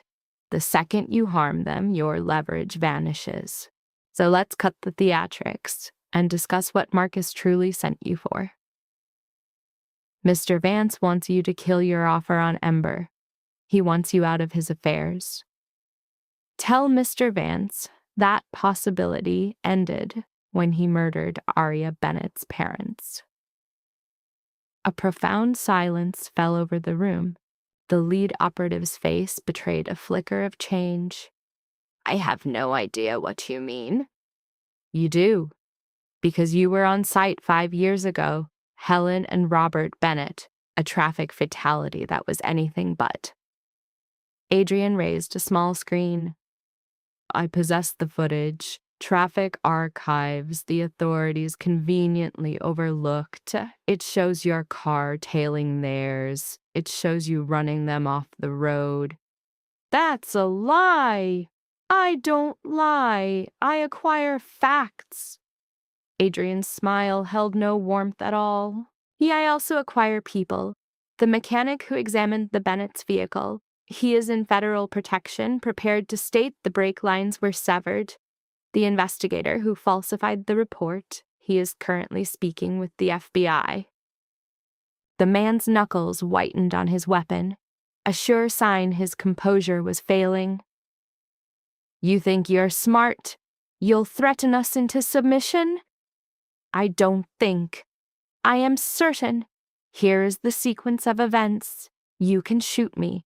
You can shoot them, and my team will neutralize you before you see the elevator doors. Or you can set down your arms now, before this becomes a capital murder charge on top of kidnapping. Marcus will not let this stand. Marcus is irrelevant, because in approximately 10 minutes, federal agents will be raiding his headquarters with warrants for money laundering, conspiracy, and 2 counts of homicide. Adrian glanced at his watch. Correction, that's now 8 minutes. You're bluffing. Place the call. Ask him if the FBI is knocking. The operative froze, then made a call. The conversation was short. The blood drained from his face. He says you're making a grave error, that you can't comprehend who you are provoking. I comprehend perfectly. I am provoking a man who will spend the remainder of his life in a supermax prison. Adrian gestured toward the hostages. This is your final opportunity. Leave now or go down with him. The four men shared a silent language, a rapid assessment of their failed strategy. Then, their leader lowered his rifle. This is not finished. Oh, but it is. Adrian's tactical team emerged from the stairwells, their weapons leveled. Drop your firearms, hands on your heads, now. They complied with the detached air of professionals. They knew when the board was lost. Adrian went to Rachel, helping her stand. Are you harmed? She shook her head, tears streaming. I thought he was going to. I know, it's over, you're safe. Get her downstairs, he commanded his team. All of them. Paramedics on standby, trauma counselors as needed. The freed employees were guided away. The gunmen were cuffed and led out by a different unit. Adrian stood alone in his office, a lone silhouette against the sprawling city. Arya had no sense of taking the elevator, no memory of rising 60 floors. She was just suddenly there, in the doorway, watching him. You're all right. He turned to face her. Was there any doubt? Yes, every second for the last 20 minutes. Something that might have been amusement touched his lips. I instructed you to remain in the garage. And I told you that I don't hide anymore. She walked toward him. The FBI, was that real? 100%. I've been constructing the case against Marcus Vance for 2 years. Today merely forced my hand. All because of me. All for the sake of justice. They are not the same thing. Wait, he showed her a newsfeed on his phone. Federal agents had descended upon the Donovan Group's main office. Marcus Vance was in custody. Arya read the words again. So it's done. The first chapter is, the story is long. What is that supposed to mean? It means Marcus has an army of lawyers. He will fight. It could be years before he's locked away for good. Adrian pocketed his phone. But his dominion is collapsing. His shell corporations are being frozen. His lieutenants are already trying to cut deals. He is finished. And Daniel is facing his own fraud indictments. His backers have vanished. The Ember Project is dead. By tomorrow morning, his name will be poison in this town. Everything she had worked for, every battle she had waged. Why then? Did a hollowness echo inside her? I'm supposed to be happy, she said, her voice small, but you feel nothing. I won. My parents' murderer has been caught. Daniel's life is in ruins. I have my restaurant back. This is what victory feels like, isn't it? Adrian studied her face. Victory is a different thing for every person. For some, it is the ruin of their enemies. For others, it's raising something new from the wreckage. And for you, what does it look like? He was quiet for a long moment. To be honest, that's something I am still trying to define. The confession was so unlike him. The man named Adrian Voss never revealed a vulnerability, never showed a weakness. Perhaps he felt the same exhaustion she did. What is the next move? Arya asked. Now, we closed the deal on Ember. We put you back in your kitchen. We begin to undo everything Daniel broke. And us? The question hung in the air between them. What of us? The memory of the gala kiss. Was that just another part of the strategy? The hard lines of Adrian's face softened almost imperceptibly. I told you to ask me that when it was over. It's over now. Marcus is contained. Daniel is broken. I'm asking. He closed the space between them. So close she could see the flecks of gray in his eyes, feel the heat radiating from him. No, it was never part of the plan. Then why? Because for 3 years I watched you erase yourself, watched you become smaller and quieter until you were almost a ghost. And in that ballroom, when Daniel tried to break you one last time, I found I couldn't bear it. His hand lifted, his fingers gently tracing her jaw. I kissed you because I had to remind you what it was to be seen, to be claimed instead of cast aside. A terrible reason, she murmured. I know. You used me. I did, he admitted without apology. Good. An apology would make me hate you. She yielded to his touch, a silent surrender. I am not some fragile thing that needs saving. That I also know. Then what is it you need? Adrian's thumb brushed against her lower lip. Honestly, I have no idea. For 2 years, my world has been nothing but vengeance, destroying the people who took my brother. I never planned for the day after. Perhaps that's it. We've been so fixated on the fight, we've forgotten what it's for. And what are you fighting for, Arya? The question settled heavily in the air. I want my restaurant, not because he stole it, but because I was born to cook. To create something exquisite and fleeting, perfect for a single moment. Her eyes found his, holding them. I want to build a legacy, not as an act of revenge, but as proof that I still can. Then do it. Just like that? Just like that. Ember's yours. Build the restaurant you saw in your dreams. He stepped back, severing the connection between them. I'll manage the business, the money, the war. You just create. The offer hung in the air, a simple key to an impossibly complex lock. And you, what is it you want? Adrian turned to the window, the city sprawling beneath his shadow. I want my brother back. I can't have that, so I will settle for the ruin of those who took him from me. That isn't a future, it's only more revenge. Perhaps revenge is all I have left. Arya moved to stand beside him at the glass. Or perhaps you're just as terrified as I am, scared of who we'll be when the anger is gone.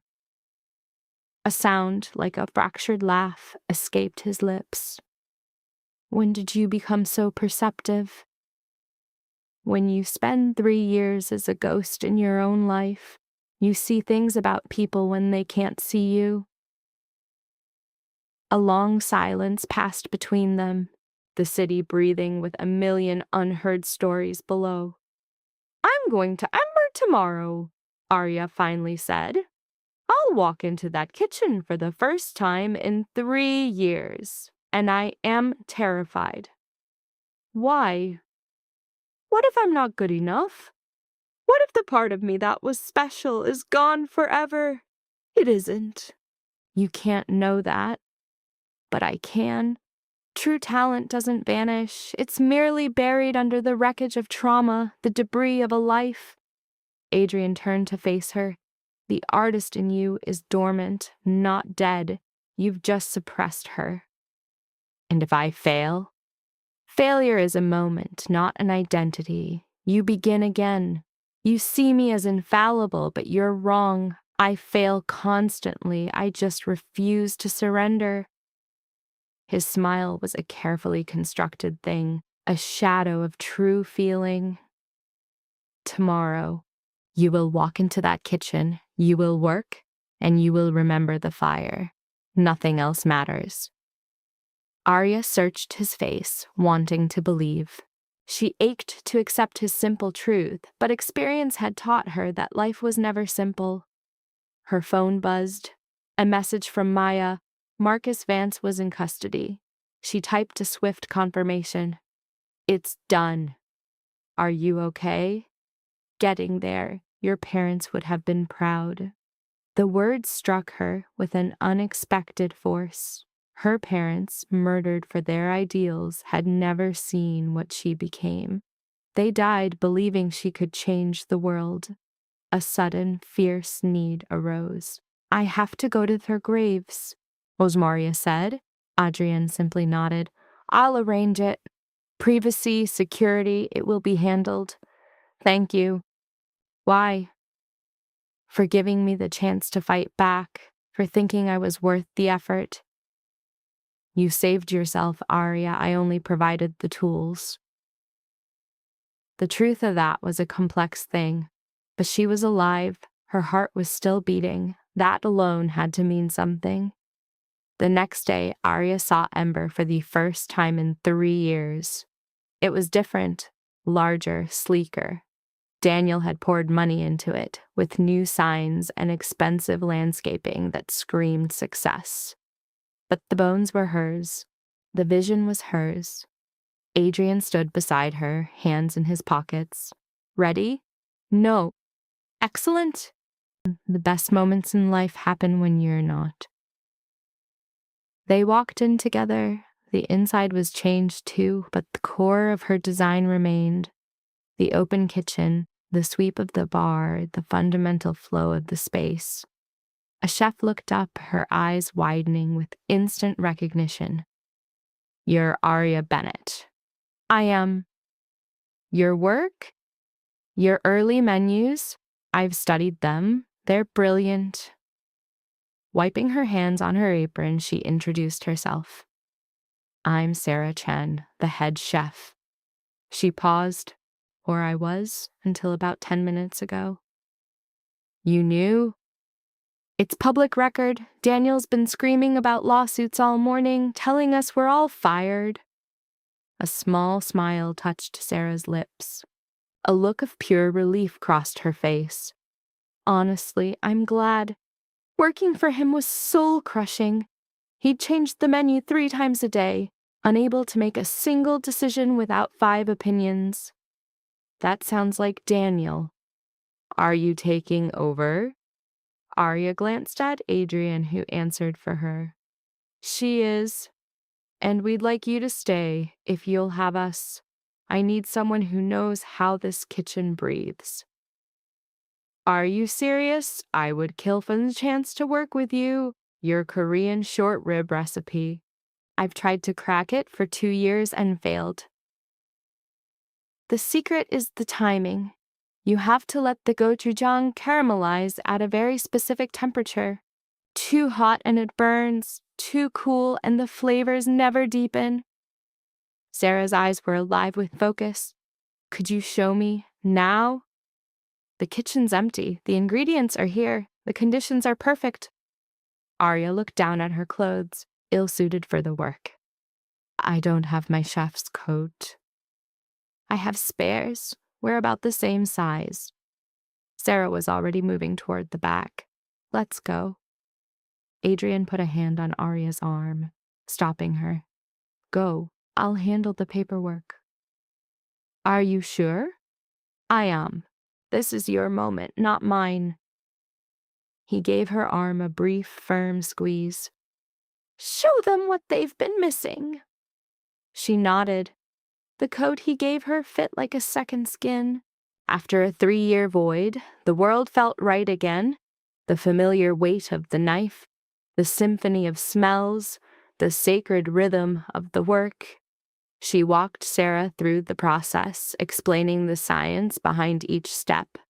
The 24-hour marinade, the double frying of the rice cakes for texture, the slivered daikon to cut the fat. Other cooks gathered around, watching, taking notes. And for the first time in years, Arya felt whole.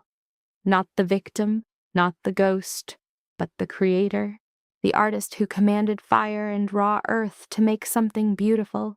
When the dish was done, Sarah took a bite. Her expression shifted, a wave of understanding washing over her. "That's it. That's the taste I've been chasing." "It's not complicated. You just have to trust the process." Easy for you to say. You invented the process? Arya let out a real laugh, a sound of pure relief. Her eyes found Adrian's across the room he'd been watching. He gave her a slow smile that made something warm unfold in her chest. This was it. Not revenge. This feeling. This craft in this place. What else can you teach me? Sarah asked, her voice filled with hope. Arya searched a mental file of ideas she'd never had the chance to create. Everything. I can teach you everything. They cooked for hours, crafting old favorites and new, wild concepts. As night fell, Adrian appeared with a stack of legal documents. He put them in front of her. Ember was hers again. Signing her name felt like an act performed in a dream. "Congratulations," Adrian said. "You're a restaurant owner again." "Partners," she corrected him. "The contract says 50-50. That's not necessary." "Yes, it is. You made this happen. You risked everything. That makes us partners, with equal shares and equal say." He studied her face, searching for any doubt. "You're sure?" "I am." "Then I'll accept on one condition." "What's that?" "Your art comes first, always. You will never compromise your vision for money or for trends. Not for anyone, including me." His tone was utterly serious. "This restaurant succeeds on your terms, or it doesn't succeed at all." A knot formed in Arya's throat. "Deal." Their handshake sealed it. Sarah appeared with champagne, and the staff raised their glasses to a future they would all build together. Standing in the center of the dining room, Arya looked at the space she dreamed up, the people she would now lead, and the man who had brought her back from the abyss. Her phone buzzed, a text from Daniel. "You think you won! This isn't over!" She deleted it without responding. He was wrong. It wasn't a thought, it was a fact. She had won. More importantly, he no longer mattered. His threats were just the desperate noise of a man clinging to relevance. He was a mistake in her past. Ember, this kitchen, this crew, this was her future. Adrian appeared at her side. "Everything all right?" "Yes, just deleting old files." "Daniel," he guessed, "how did you know?" "Men like him can't accept when they've lost. They think shouting louder makes them matter more." Adrian took a sip of his champagne. "He doesn't get it. You've changed. No lawsuit in the world can undo that." "What if he tries?" "Then we fight him. Together." Adrian's voice was a promise. "You're not alone in this anymore. You have a team. You have resources. And you have me. Whatever comes next, we face it." She wanted to believe him, to let the foundation of this new reality feel solid beneath her feet. Experience had taught her that promises were air. Adrian seemed to see the doubt in her eyes, placing his glass aside to face her. "I am not Daniel. I won't steal what you've built. This place is your name, your soul. I am here only to support that." "Why?" "What could you possibly gain?" 2 years ago, my brother died. The grief turned me into a man I didn't know, a creature of pure vengeance." He paused, "Helping you, watching you take back your world. It showed me there was another way, something beyond ruin. So I was just your therapy? No, we were therapy for each other." His gray eyes locked onto hers. "You needed a champion. I needed a reason to exist that wasn't revenge, a balanced exchange." Arya's heart hammered against her ribs. "So now that the war is over, we build. You forge the finest restaurant in this city. I grow the empire. And perhaps—" He trailed off. "Perhaps what?" Perhaps we find out if what is between us is real or just a bond forged in combat. The honesty of it was a blow. I don't know how to do this, she confessed. How to trust anyone after all of it. Neither do I. But I am willing to learn if you are. It was an offer that threatened to shatter everything she had so carefully rebuilt inside her. Back in her own domain, surrounded by her loyal crew and the man who'd helped her reclaim it, something shifted within her. His look seemed to confirm her worth, and suddenly the risk felt different. She agreed to the partnership. Adrian's smile for the first time seemed genuine, revealing a startling youthfulness beneath the armor. He leaned in and kissed her, slow and tentative, nothing like the claiming he'd done before. It was a gentle question, not a brand of ownership. When he pulled back, her kitchen staff cheered, and Sarah noted the tension had been thick enough to cut for weeks, making Arya's cheeks burn. Her denial was lost in a wave of shared laughter. Even Adrian joined in, confirming the charged atmosphere was undeniable. For Arya, the moment was a revelation, the first unadulterated flicker of happiness she'd felt in 3 years. This joy wasn't about defeating Daniel or Marcus Vance's arrest. It was about finding herself again, her passion affirmed by this new family. A text from her friend Maya buzzed, confirming a visit for the opening. Arya replied, promising everything would be ready in 2 weeks, adding a heart before her focus returned to Adrian and the monumental task ahead. When she voiced doubt about the deadline, he answered with unwavering faith in her. She remarked on his confidence, and he replied that she had earned it with her spirit. Her colleague Sarah raised a glass, proposing a toast to Ember, to new beginnings, and to Arya finally getting everything she deserved. As they drank, Arya stood at the heart of her restaurant, overcome by a deep sense of peace.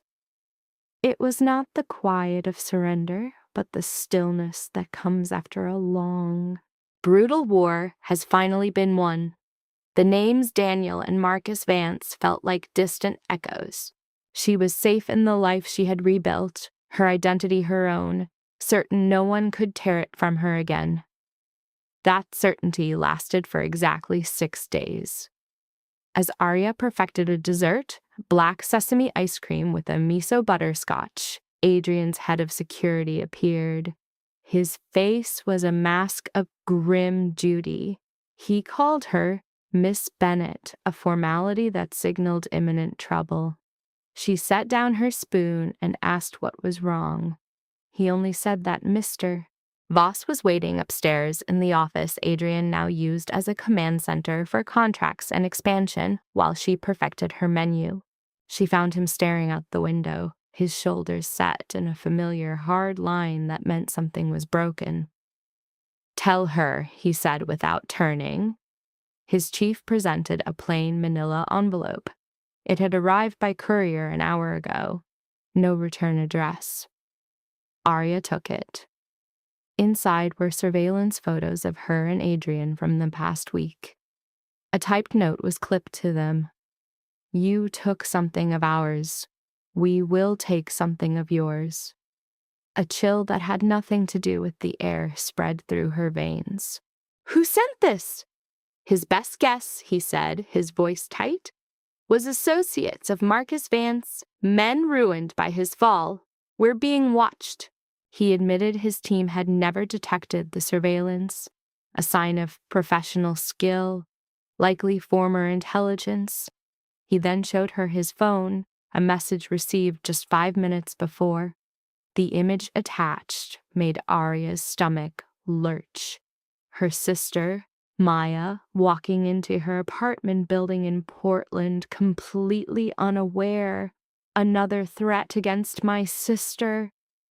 No, Adrian corrected, his jaw tight, a warning, a demonstration of their reach. He conceded that this was not over. Her hand shook. She had truly believed Marcus's imprisonment was the end. He admitted that an organization like his doesn't die with its leader. It just changes shape. He had failed to see this reprisal coming.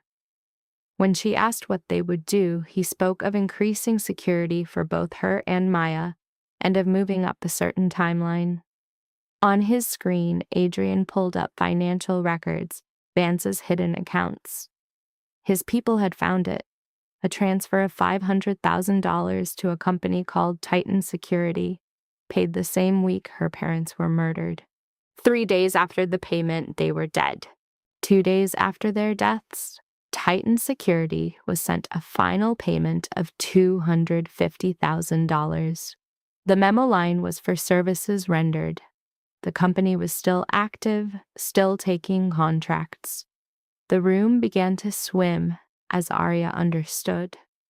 The people who killed her parents were now coming for them. Marcus Vance was just the client, Adrian clarified. Titan was the weapon. Until every part of that machine is dismantled, we will never be safe. The weight of it was crushing. The war would continue until the men who murdered her parents were gone. How do we do that? She asked. His strategy had changed. We're not going to expose them, he said, his expression like ice. We're going to crawl inside their network. To do it, I need one thing from you: absolute, unquestioning trust. He warned her that his plan was dangerous, barely legal, and that she could walk away. Arya felt her knees weaken and sank into a chair ready to hear it. Titan Security, he explained, is an invite-only service. You need a referral from a current client. Daniel's family, he revealed, had used them 3 times in 5 years to remove competitors. I don't need Daniel, he finished. I need you. The words left her momentarily breathless. He explained the plan. Daniel was ruined and facing charges, a desperate man. Men like him don't accept loss. They seek revenge. They would give him a target, her. They would feed his rage, make him believe he could reclaim his honor by destroying her in the public eye. When he reached out to Titan to arrange it, they would be waiting to intercept the signal, follow it to the network's heart, and tear it out. You want me to be the bait, she stated, the reality of it cold and sharp. He framed it differently. This was a chance, he said, to finish what your parents started, to ensure these killers never hurt another family. He leaned forward, his voice low. The risk is enormous. I will not force you. Her mind raced. It was a mad plan, depending entirely on her surviving as a lure for professional assassins, protected only by Adrian's unseen forces. But her parents died fighting this exact evil. Perhaps finishing their work was worth the danger. What would I have to do? She asked. First, he said, we make you famous. You give interviews about reopening Ember. You will tell everyone how you took your restaurant back from Daniel, painting yourself as untouchable to enrage him. The goal is to make him angry enough, desperate enough to call Titan. Second, we will stage a very public and humiliating encounter, one that makes him look pathetic and you victorious. Third, we wait.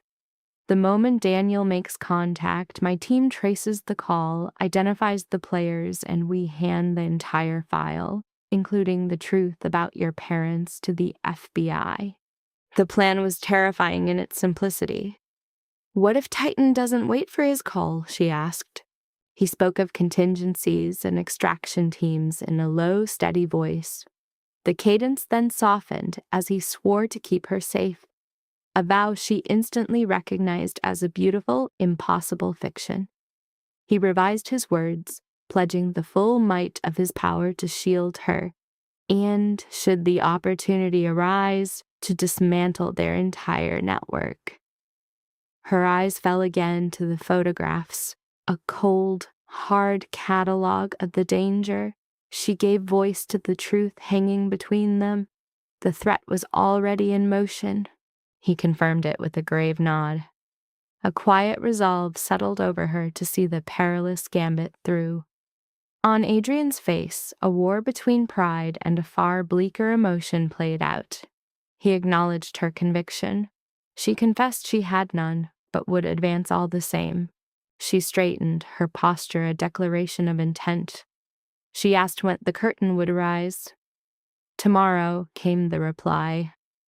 A food critic from the Times was booked to review Ember, and Arya's role was to deliver the unvarnished story.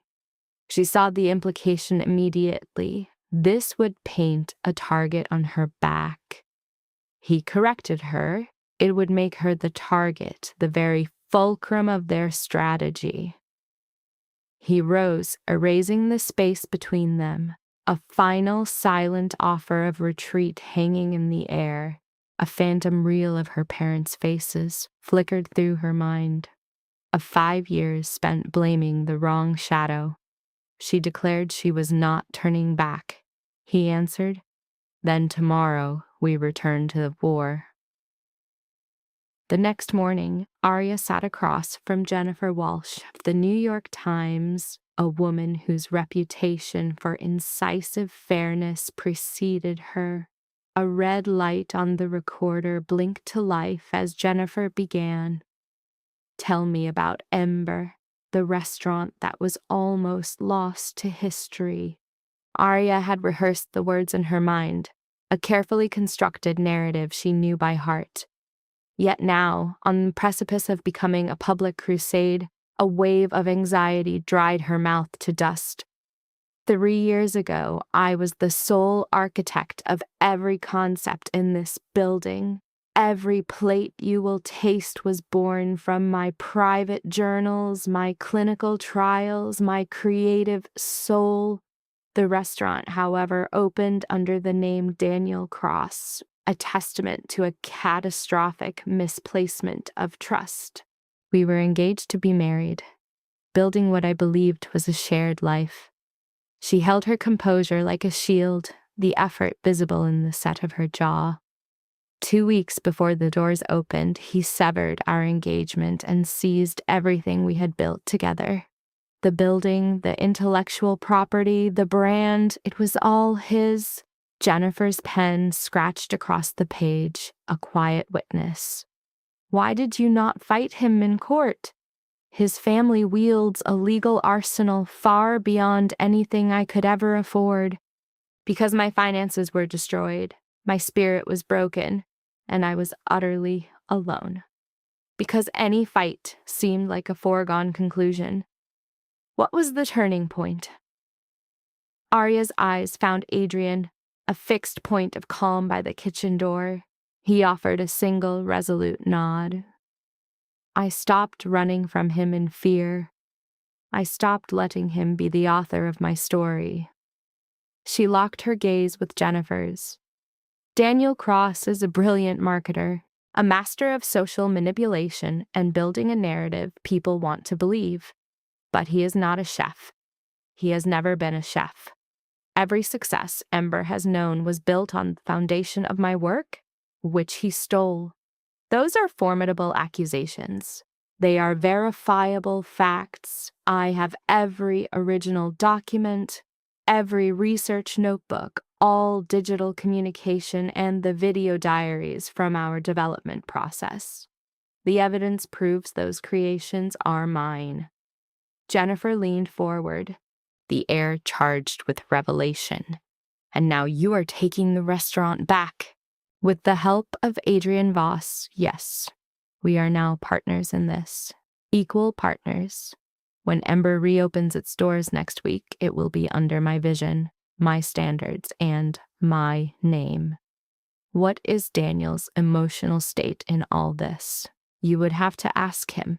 But based on the constant stream of legal threats he sends, I would assess that he is not managing it well.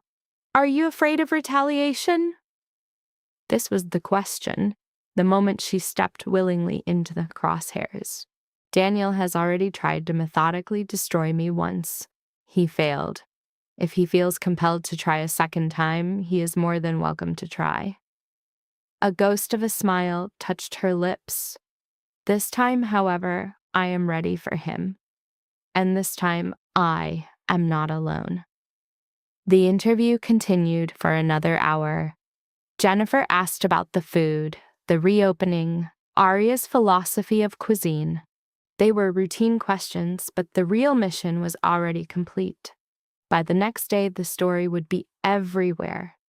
Arya Bennett reclaiming her life's work from the man who took it. The story was a classic tale of the wronged returning for justice. The narrative was flawless, and Daniel would see it, would read every word, and feel the searing narcissistic wound of public humiliation. He would then reach out to the only people he believed could restore his tarnished name. After Jennifer left, Adrienne returned with his head of security. She bought every word of it. The piece goes live tomorrow morning. He held up his phone. My people are already sweeping Daniel's communications. We'll know the second he reaches out to anyone on our list. How long until he calls Titan? A matter of days? Hours, perhaps, if his desperation is as profound as I suspect? And then what?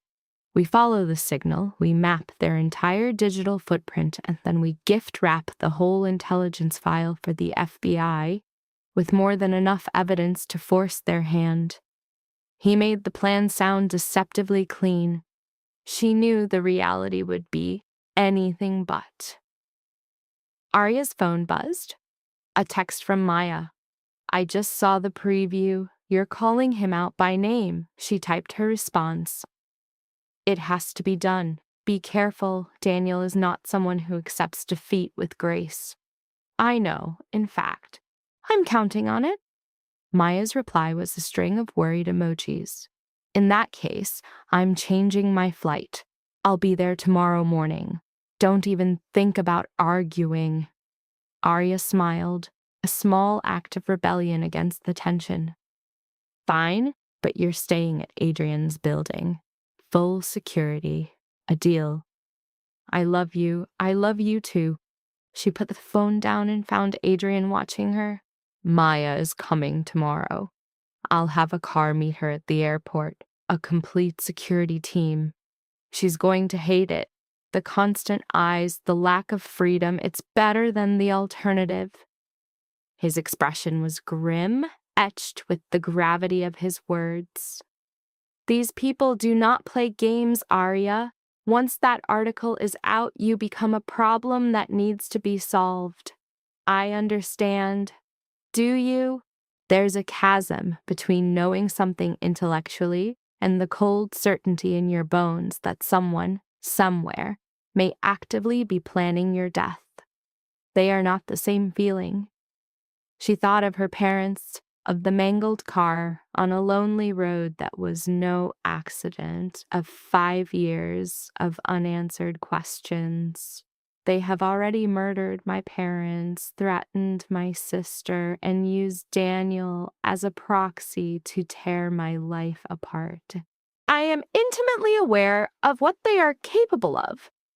She held his gaze, a challenge and a promise. And I am seeing this through regardless. A flicker of something like approval crossed his face. Then let's make sure we are ready. The security briefing lasted for 2 hours. They went over exit strategies from the restaurant, a constellation of safe houses scattered across the city, and a lexicon of code words for escalating danger. They drilled her on protocols for being approached, on who to call if a shadow seemed out of place. By the end, Arya's mind was reeling. This is a psychotic amount of paranoia, she murmured. Welcome to my world. Adrienne pulled up another file. But this is what they don't know. We've had Titan under our own microscope for months. We know their habits, their surveillance patterns, how they make contact, and we know their greatest weakness is a crippling sense of arrogance. They believe themselves to be untouchable. And how is that our advantage? Because arrogant men make mistakes. They underestimate their targets. They get sloppy. He showed her a series of surveillance stills. Unremarkable vans, men whose movements were just a little too deliberate. These are confirmed Titan assets. We have ID'd 3 of them already. The moment Daniel makes that call, they'll begin watching you. That will be our moment to strike. Strike how? We will feed them a curated reality. We will paint a picture of you as exposed, unprotected, an easy prize for the taking. His smile held no warmth, and when they move to collect, we will be waiting. You're using me as bait again. I am using you as the trigger for the trap. There's a world of difference, not from where I'm standing. Adriana's expression softened almost imperceptibly. I know this is terrifying. I know that asking for your faith is asking for everything, but I give you my word. I have countermeasures in place for every scenario we can imagine. You will not be alone. You will not be vulnerable. If any variable shifts, my extraction teams are coiled and ready to move in seconds. What if they move faster than your teams can? They won't. You can't know that for certain. I can. Because I have invested 2 years of my life into a behavioral study of how Titan operates. I know their timelines, their protocols, their precise calculus for risk and execution. He moved closer, his presence a shield. I will not let them touch you. Arya felt the pull to believe him, to find refuge in his fortress of certainty. But she had learned the hard way that control was merely an illusion and chaos was the only constant in the universe. Still, this was the path she had chosen. For her family, for herself, for every soul Titan had broken. Fine, we proceed. Adrian brushed a kiss across her brow. The article drops tomorrow. And with it, the world would catch fire. The story went live at 6 a.m.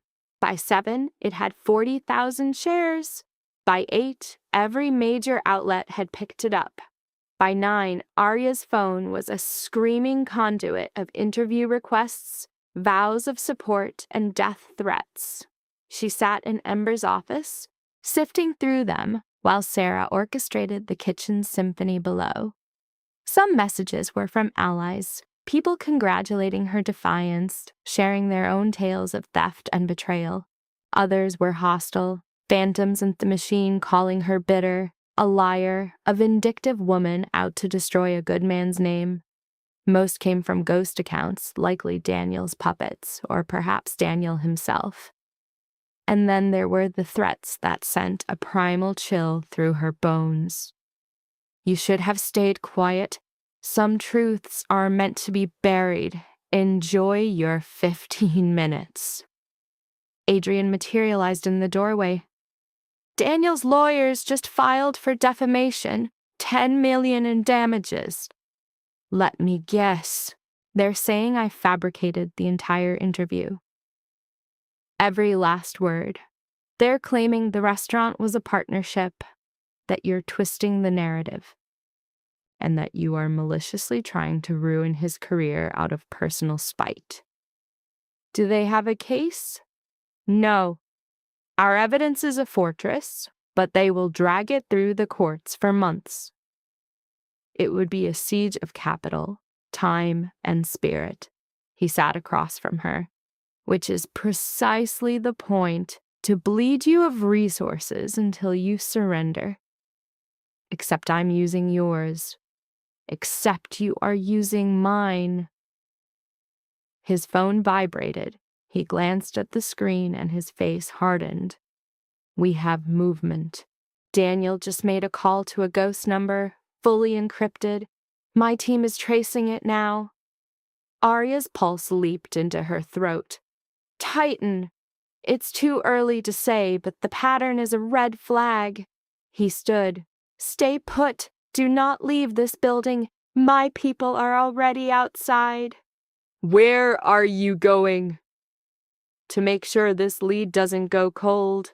If Daniel is reaching out to Titan, I need to be directly on top of that wire. He was gone before she could argue. Arya was left alone in the office, the familiar sounds of the kitchen rising from the floor below. Sarah barking orders, the clash of steel pans, the rhythmic dance of a life that was no longer hers. Her phone buzzed. Unknown number. Her instinct was to let it ring. Then some deeper, feral impulse made her answer. Arya Bennett. The voice was male, sterile, devoid of passion, and utterly foreign. Who is this? Someone who wants to help. I know about your operation. I know you're trying to draw out Titan security. A wave of ice washed over her. I have no idea what you're talking about. Yes, you do. And I'm telling you to stop, because you are walking into a storm you cannot possibly imagine. Who are you? I used to work for them. Someone who walked away before my soul was completely lost. A beat of silence. They know your plan. They know you're the bait, and they have no intention of playing your game. How could they know? Because they aren't fools, and because Adrian Voss isn't the ghost he thinks he is. The man's voice dropped lower. Listen to me very carefully. Titan's protocol is not what you expect. They don't wait for a contract to be signed. They practice preemptive threat removal, and right now you are the single greatest threat on their board. Arya's hand started to shake. What does that mean? It means they're not waiting for a green light from Daniel. They're coming for you on their own. Tonight, tomorrow, but soon. Why are you telling me this? Because I've seen what they do to people who get in their way, and because you remind me of someone I failed to save. A pause. Get out of the city, take your sister and run. It's the only way you survive this. I can't. Then you're already dead. My condolences. The line clicked off. Arya stared at her phone, her heart a frantic drum against her ribs. It was a trick. It had to be. A play to make her run. But what if it was real? She dialed Adrian. He picked up on the first ring. What's wrong? A man just called me, said he used to work for Titan. He said they aren't waiting for a contract. They're coming after me now. Silence crackled over the line. Then, stay exactly where you are. I have a team moving to you now. Do not leave that room. Do not open the door for anyone but my people. Adrian, I mean it. No one else. I'm 10 minutes out. He was gone. Arya locked the office door, her back sliding down against it. Her mind spun with possibilities. This could be a psychological operation, designed to create panic, make her bolt. Or it was a legitimate warning, a final signal before the curtain fell. Either way, she was a prisoner in this building, in this war she had started, but could no longer steer. Footsteps on the stairs, heavy and fast. She pulled a letter opener from a desk drawer, a useless weapon against a professional, but better than empty hands. A knock. Ms. Bennett, it's Jenkins. Mr. Voss sent me. Jenkins, Adrian's head of security, the man from the parking garage, but the voice was wrong, too high, too thin. Prove who you are. Ma'am, we don't have time for this. Give me proof, or I'm not opening this door. Silence. Then, Mr. Voss told me to tell you that the first time he saw you, you looked like someone who had forgotten they were meant to be alive. The words struck her like a physical blow. Adrian had said that to her, the night he explained why he was helping. She turned the lock. The man standing there was not Jenkins. He was younger, his eyes were harder, and a gun was strapped to his hip. Arya tried to slam the door, but she was a fraction of a second too slow. He blocked it, shoving his way inside. "Don't make a sound! Don't fight! This can be easy!" She lunged with the small blade. A wild, panicked swing, he caught her wrist, twisting it with practiced ease until the weapon clattered to the floor. "I said, don't fight." "Who are you?" "Someone paid to solve a problem." He pulled out a pair of zip ties. "We're going for a walk. Nice and quiet. You scream and I kill everyone in that kitchen. Is that clear?" Arya's mind calculated the odds. A scream meant Sarah died. Fighting meant they all died. Complying might buy enough time for Adrian to arrive. "I understand." "Good. Hands behind your back." She obeyed, the plastic biting into her skin. He guided her to the rear stairs, the service exit, away from the kitchen and any potential heroes.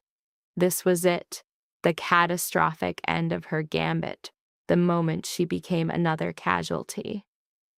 He reached the alley door. He shoved it open to find Adrian standing there, with 6 armed men, every weapon pointed at them. "Release her." Adrian's voice was flat, empty of all heat. "Now." The man holding Arya froze, his mind calculating. His gun was already pressed against her spine. "I walk away, or she dies." "You will die regardless. The only variable is whether she dies with you." "You're bluffing." "Try me." Adrian's face was a mask of cold certainty. "You have 3 seconds. Let her go, or learn what happens when you threaten my assets." The man's grip tightened, then went slack. He shoved Arya forward. She stumbled into Adrian's arms. "Run," Adrian told the man, "and tell your master that next time." "I won't give a warning." The man bolted. Adrian's team let him disappear. "Why?" Arya gasped. "Because his fear is more useful than his body. He'll report back, confirm the failure, sow chaos in their ranks." Adrian sliced her ties with a knife. "Are you hurt?" "No. Shaken but not hurt." "Good, because we're leaving." He pulled her toward a waiting car. They were speeding away before her mind could catch up to the events. "How did you know?" she asked. "I've been watching their surveillance. I knew they had a man inside the building. When you called, it all clicked." His jaw was a tight knot of muscle. "That phone call you got? It was real. A former Titan operative named Marcus Chen. He's been feeding information to the feds for months. He warned you because the timeline moved up." "They're not waiting for Daniel." "No, they're acting now, which means we have to act faster." The car descended into an underground garage, taking them deeper into the war. Adrienne led her toward a lift, which descended rather than climbed. "Where are we going?" "A fortified position, 3 stories underground. Hardened framework, numerous escape routes. They won't reach you down here." The door slid open to an opulent subterranean haven. A living space, a kitchen, and offices were all located below ground. "How long do I have to stay here?" "Until this is over, one way or another." Adrian revealed his phone. "Maya is already here. My people collected her from the airport once the threat level escalated. She must be terrified." "She's furious, but she is safe." Maya appeared from a bedroom, her face a mask of fury and fear. "What the hell is going on?" Arya rushed to hug her. "I'm sorry. I am so very sorry." "Stop apologizing and start explaining." So, Arya did. She laid out the entire story, the plan, the phone call, the attacker in her office. Maya listened, then slammed her fist into Arya's shoulder. Ow, that's for being an idiot. Offering yourself as the target. Are you mentally unwell? Probably, absolutely. Maya turned to Adrian. And you allowed this to happen? I didn't allow anything. She chose this path. A reckless decision, a necessary one, Arya countered. These are the people who murdered our parents, Maya. They're still out there, hurting others. Someone has to do something. Someone, not you, yes, me. Because I'm the one holding the proof, with the history, with the drive. She locked eyes with her sister. And if I don't finish what Mom and Dad started, then who will?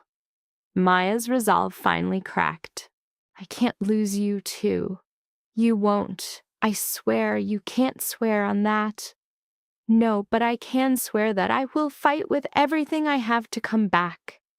They held each other as Adrian worked his phone, making calls, arranging logistics, and mapping out the next move. At last he hung up and faced them. Marcus Chen, the source, has given the FBI a complete dossier, names, agreements, financial records, every Titan project for the past 10 years, including your parents' file. A knot formed in Arya's chest. That's a good thing, right? It's the best-case scenario. It signifies that federal units are now moving on all identified Titan facilities. They're making arrests now. So, it's over, not quite. Titan's leadership is still missing, and they're aware their network is collapsing, which makes them cornered and extremely volatile. So what does that mean for us? It means we stay put until the Bureau confirms they have everyone. That could be hours, or it could be days. Maya sank onto the sofa. This is insane. This is justice, Adrienne corrected her. It's messy, brutal, nothing like the movies. But it's justice. His phone buzzed. He took the call, listened, and his entire demeanor shifted. I understand. Stay in touch.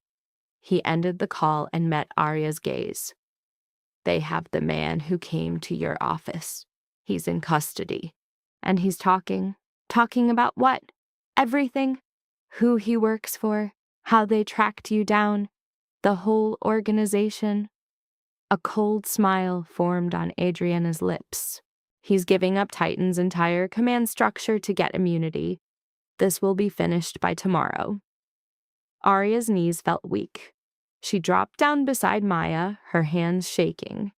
It's really over, not yet, but it will be soon. Maya grabbed her hand, her grip firm, as Arya waited in an underground vault with her sister and the man who orchestrated her revenge, waiting for the chaos on the surface to finally burn out. 3 hours later, Adrian got the call. The FBI had 12 people detained, including Titan's founder and the man who greenlit her parents' murders. It was finished. Arya got to her feet as Adrian shared the news, walked to the bathroom, shut the door, and finally allowed herself a full, wrenching release for her parents. For the 5 years she thought their deaths were random, for the grief she swallowed when she believed justice was impossible. She wept until her throat was raw and her eyes stung until she was a hollowed-out shell. Then she washed her face, straightened her spine, and walked back into the room to face what came next. Because this wasn't an ending, it was a new start. When Arya stepped back into the main room, an electric silence hung between Maya and Adrienne. Her sister was the first to look up. Are you okay? No, but I'm getting there. Arya's voice was a rasp. So what happens now? Adrian rose, pocketing his phone. Now, the FBI processes the people they've arrested, builds their case, and we get ready for the next part, which is your testimony. You'll have to give a full report on your parents' investigation, what they found, and everything that happened after. The thought of reliving those details sparked a wave of nausea, but she agreed. When? Tomorrow. They want to move on this quickly before Titan's lawyers can build a defense. He hesitated. There's something else. Daniel has been arrested. Arya's breath caught in her throat. For what? Conspiracy. It seems he did more than just reach out to Titan. He sent them money, $50,000 for consultation services. Adrian's face was grim. The consultation was about making you permanently vanish. Maya's hand flew to her mouth. He tried to have you killed. He tried to hire a team of professionals. Whether they would have actually followed through is anyone's guess, but his intent was clear. The feds had the wire transfers and the messages, all the proof they needed. The subject, Arya, should have felt something. A jolt of shock, a flash of betrayal, a sense of victory. Instead, there was only a deep, crushing weariness. The objective, Daniel Cross, was neutralized. He was looking at 20 to 30 years in prison. His family had already disowned him. The culinary world had cast him out. By next week, his name would be a cautionary tale about greed destroying a man. It was the result she had engineered. Complete ruin, a total erasure. And yet, inside this underground shelter after a botched kidnapping, it didn't feel like a win, but like a vast, empty hole. I need some air, she said quietly. There's a secure courtyard 1 floor up. Adrienne gestured to the elevator. I'll take you. The courtyard was small but open to the sky, filled with real plants and sunlight filtered through armored glass. A small piece of sanity in a world of paranoia.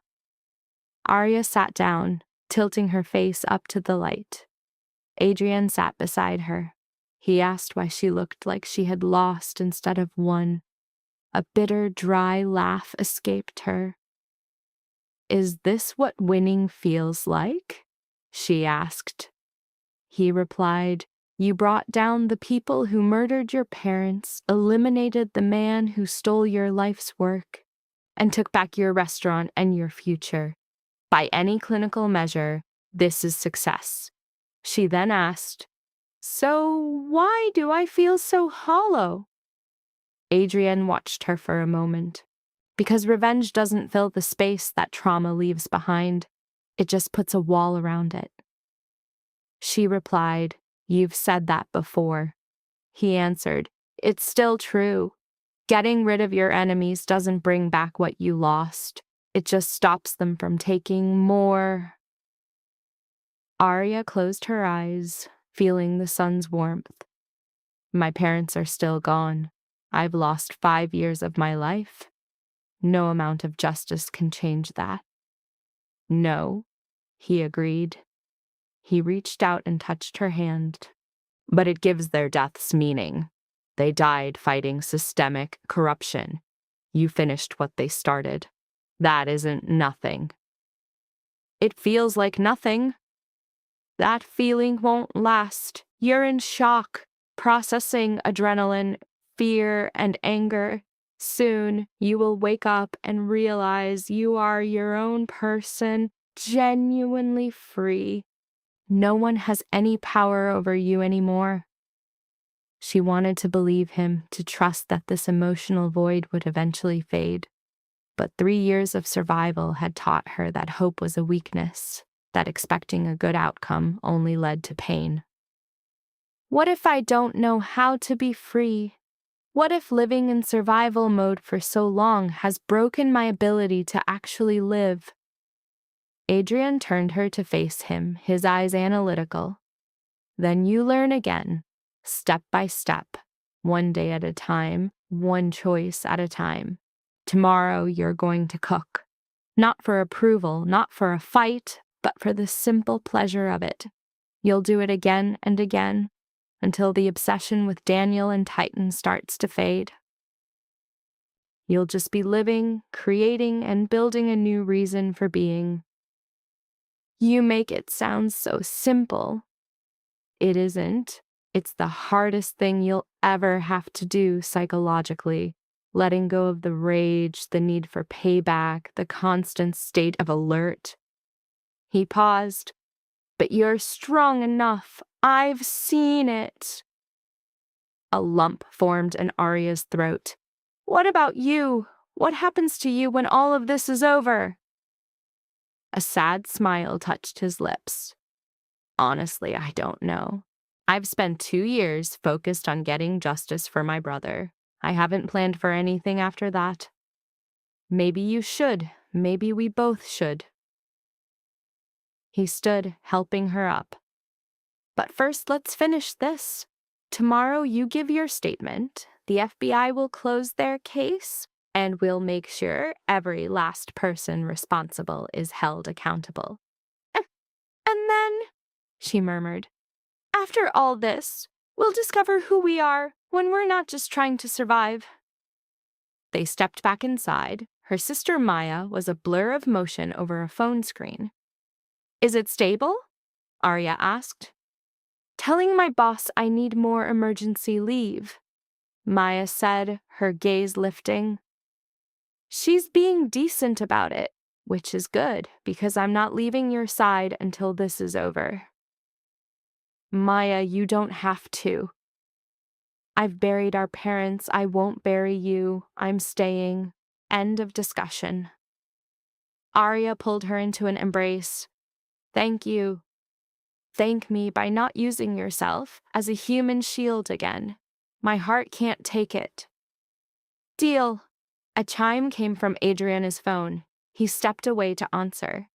When he returned, his face was a carefully constructed mask of neutrality. That was the Bureau. They want to move your testimony up to tonight. Why? Titan's lawyers are already swarming, filing motions, trying to get evidence thrown out, claiming illegal surveillance. The usual storm. The sooner your story is on the record, the weaker their attacks become. A cold knot formed deep in Arya's gut. Tonight, as in right now, within the hour, agents are on their way. I'm not ready. You are. You've been ready for 5 years. You just didn't know it. Adrian's voice was a steady anchor. Tell them everything about your parents, their questions, what happened after. Leave nothing in the shadows. What if I get it wrong? What if I misremember? Then you say you can't recall. The FBI doesn't expect a perfect memory, just the truth. He placed a hand on her shoulder. You can do this. Maya rose.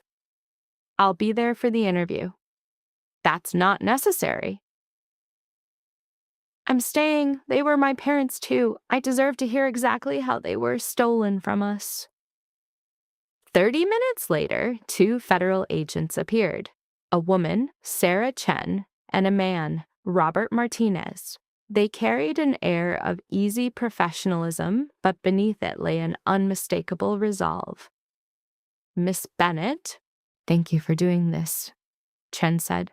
We know this is an ordeal. We'll try to be quick. They gathered in the bunker's main room. Chen set down a recorder, while Martinez opened a notepad. Begin whenever you're ready, Chen offered gently. Arya drew a breath. Where do you want me to start? With your parents. Tell us about their business and the questions they started asking. And so she began. She painted a picture of the small restaurant they ran, of how they first noticed financial oddities, money appearing from nowhere, deposits from strange accounts. At first they thought it was a simple bookkeeping mistake. But my father, she said, was precise. He dug deeper and found the restaurant was a channel for laundering cash. Small amounts, scattered, meant to fly under the radar. Did they know whose money it was? Martinez asked. They found a name, Marcus Vance, and a company, Donovan Group. They were going to report it. They had proof, ledgers, transaction slips. What happened next? They were killed. A car accident. The police said the road was wet, that he lost control. But my father drove with extreme care, and it had barely rained. Chen leaned forward, her focus sharp. Did you suspect it wasn't an accident? I didn't want to. It was easier to believe it was fate, but things didn't add up. The investigator closed the file so quickly, barely glancing at the evidence. When I tried to push, I was met with walls. Were you threatened? Not with words, but the message was plain. Drop this, or you're next. And Daniel Cross's part in this. Arya's fingers tightened into a fist at her side. We were together when my parents died. He was so supportive, helped me grieve, told me to pour everything into building Ember. Looking back, it was all misdirection. He shut down any talk of looking into the crash again. She paused. I thought he was protecting me. He was protecting himself. Martinez jotted something down. What makes you say that? A year after they were gone, Daniel brought in new partners tied to Donovan Group, investors who wanted Ember to expand aggressively. When I started asking where the money was coming from, he ended our relationship and took the restaurant. And you believe this money was connected to your parents' deaths? I believe Daniel made a deal. He got the capital he wanted. They got a clean business to wash their money through. I was the last loose end. Agents Chen and Martinez shared a brief, knowing glance. That's a heavy accusation, Chen said quietly. Do you have anything to back it up? No, just a constellation of coincidences that form a terrible picture. But Adrian does. His people found the links. The money trails connecting Daniel's investors to Marcus Vance and Titan Security. We're going to need all of those records. You'll have them. Adrian has the entire file ready. The interview continued for another hour, detailing the gala, Adriana's involvement, the threats, and the attempt to take her. When it was over, Arya looked hollowed out, a vessel drained of its energy. Chen closed her notebook. Thank you, Miss Bennett. This is exactly what we needed. Will it be enough to convict him? With Marcus Vance's testimony and this financial data, yes. We have a powerful case. Multiple charges of money laundering, conspiracy to commit murder, and racketeering. She paused. Your parents' questions were the spark that ignited this whole thing. So, if they hadn't started digging, Titan's empire might have stayed hidden forever. A tension Arya had held for years finally snapped. Their deaths had meant something. They had not died in vain. They died trying to expose a rot in the world, and you just finished their work. This victory matters. After the agents left, Arya sat in profound silence. Mia cried softly beside her. Adrian stood by the window, giving them space. I wish they could see this, Maya finally whispered. I wish they knew they got justice. Maybe they do. Arya reached for her sister's hand. Maybe somewhere they know we didn't give up. That you never gave up. I ran to Seattle and tried to forget. You survived. That's never a small thing. They held each other as the crushing weight of 5 years finally began to lift. Adrian's phone buzzed. He looked at the screen, then over at them. The FBI just issued a press release confirming the arrests and detailing the case. They mention your parents by name as the ones who first uncovered Titan's money laundering. He held out the phone. The headline read, Massive criminal network brought down after 5-year probe. started by murdered restaurateurs. Arya read the words, then read them again. Her parents were finally being seen for who they were. They were being remembered not as victims, but as heroes. "They're going to be famous," Maya said, her voice thick with emotion. "They're going to be remembered," Arya corrected gently, "for doing the right thing, no matter what it cost them." Her own phone started buzzing, an avalanche of notifications, messages from friends she hadn't spoken to in years, old coworkers, even strangers, all sending congratulations, thanks, calling her brave. She turned the phone off. "I don't want to be brave. I just want it to be over." Adrienne walked toward her. "It is. After tomorrow's hearing, you won't have to think about this again. The FBI has everything they need. The case moves forward without you. Ember is set to open next week. You'll cook. You'll create. You'll build the restaurant you always dreamed of." He paused. "Unless you need more time." "No, I want to open. I want to move forward. I need to prove I can build something beautiful out of all this wreckage. Then that's what we'll do." Maya pushed herself to her feet. "I'm going to bed. I think my brain has officially shut down for the day." She hugged Arya, then disappeared into one of the bedrooms, leaving her alone with Adrienne. "You should get some rest too," he said softly. "I'm not tired.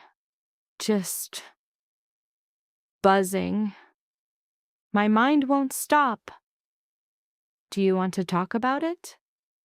"Not really. I just want to feel normal for 5 minutes. I want to forget that people tried to kill me, that my ex-fiancé is in jail, and that my entire life has been defined by violence and revenge." Adrienne thought for a moment, then crossed to the kitchen and began opening cabinets. "What are you doing?" "Forgetting for 5 minutes." He pulled out eggs, butter, and a loaf of bread. "When was your last meal that wasn't a military ration?" "This morning, I think."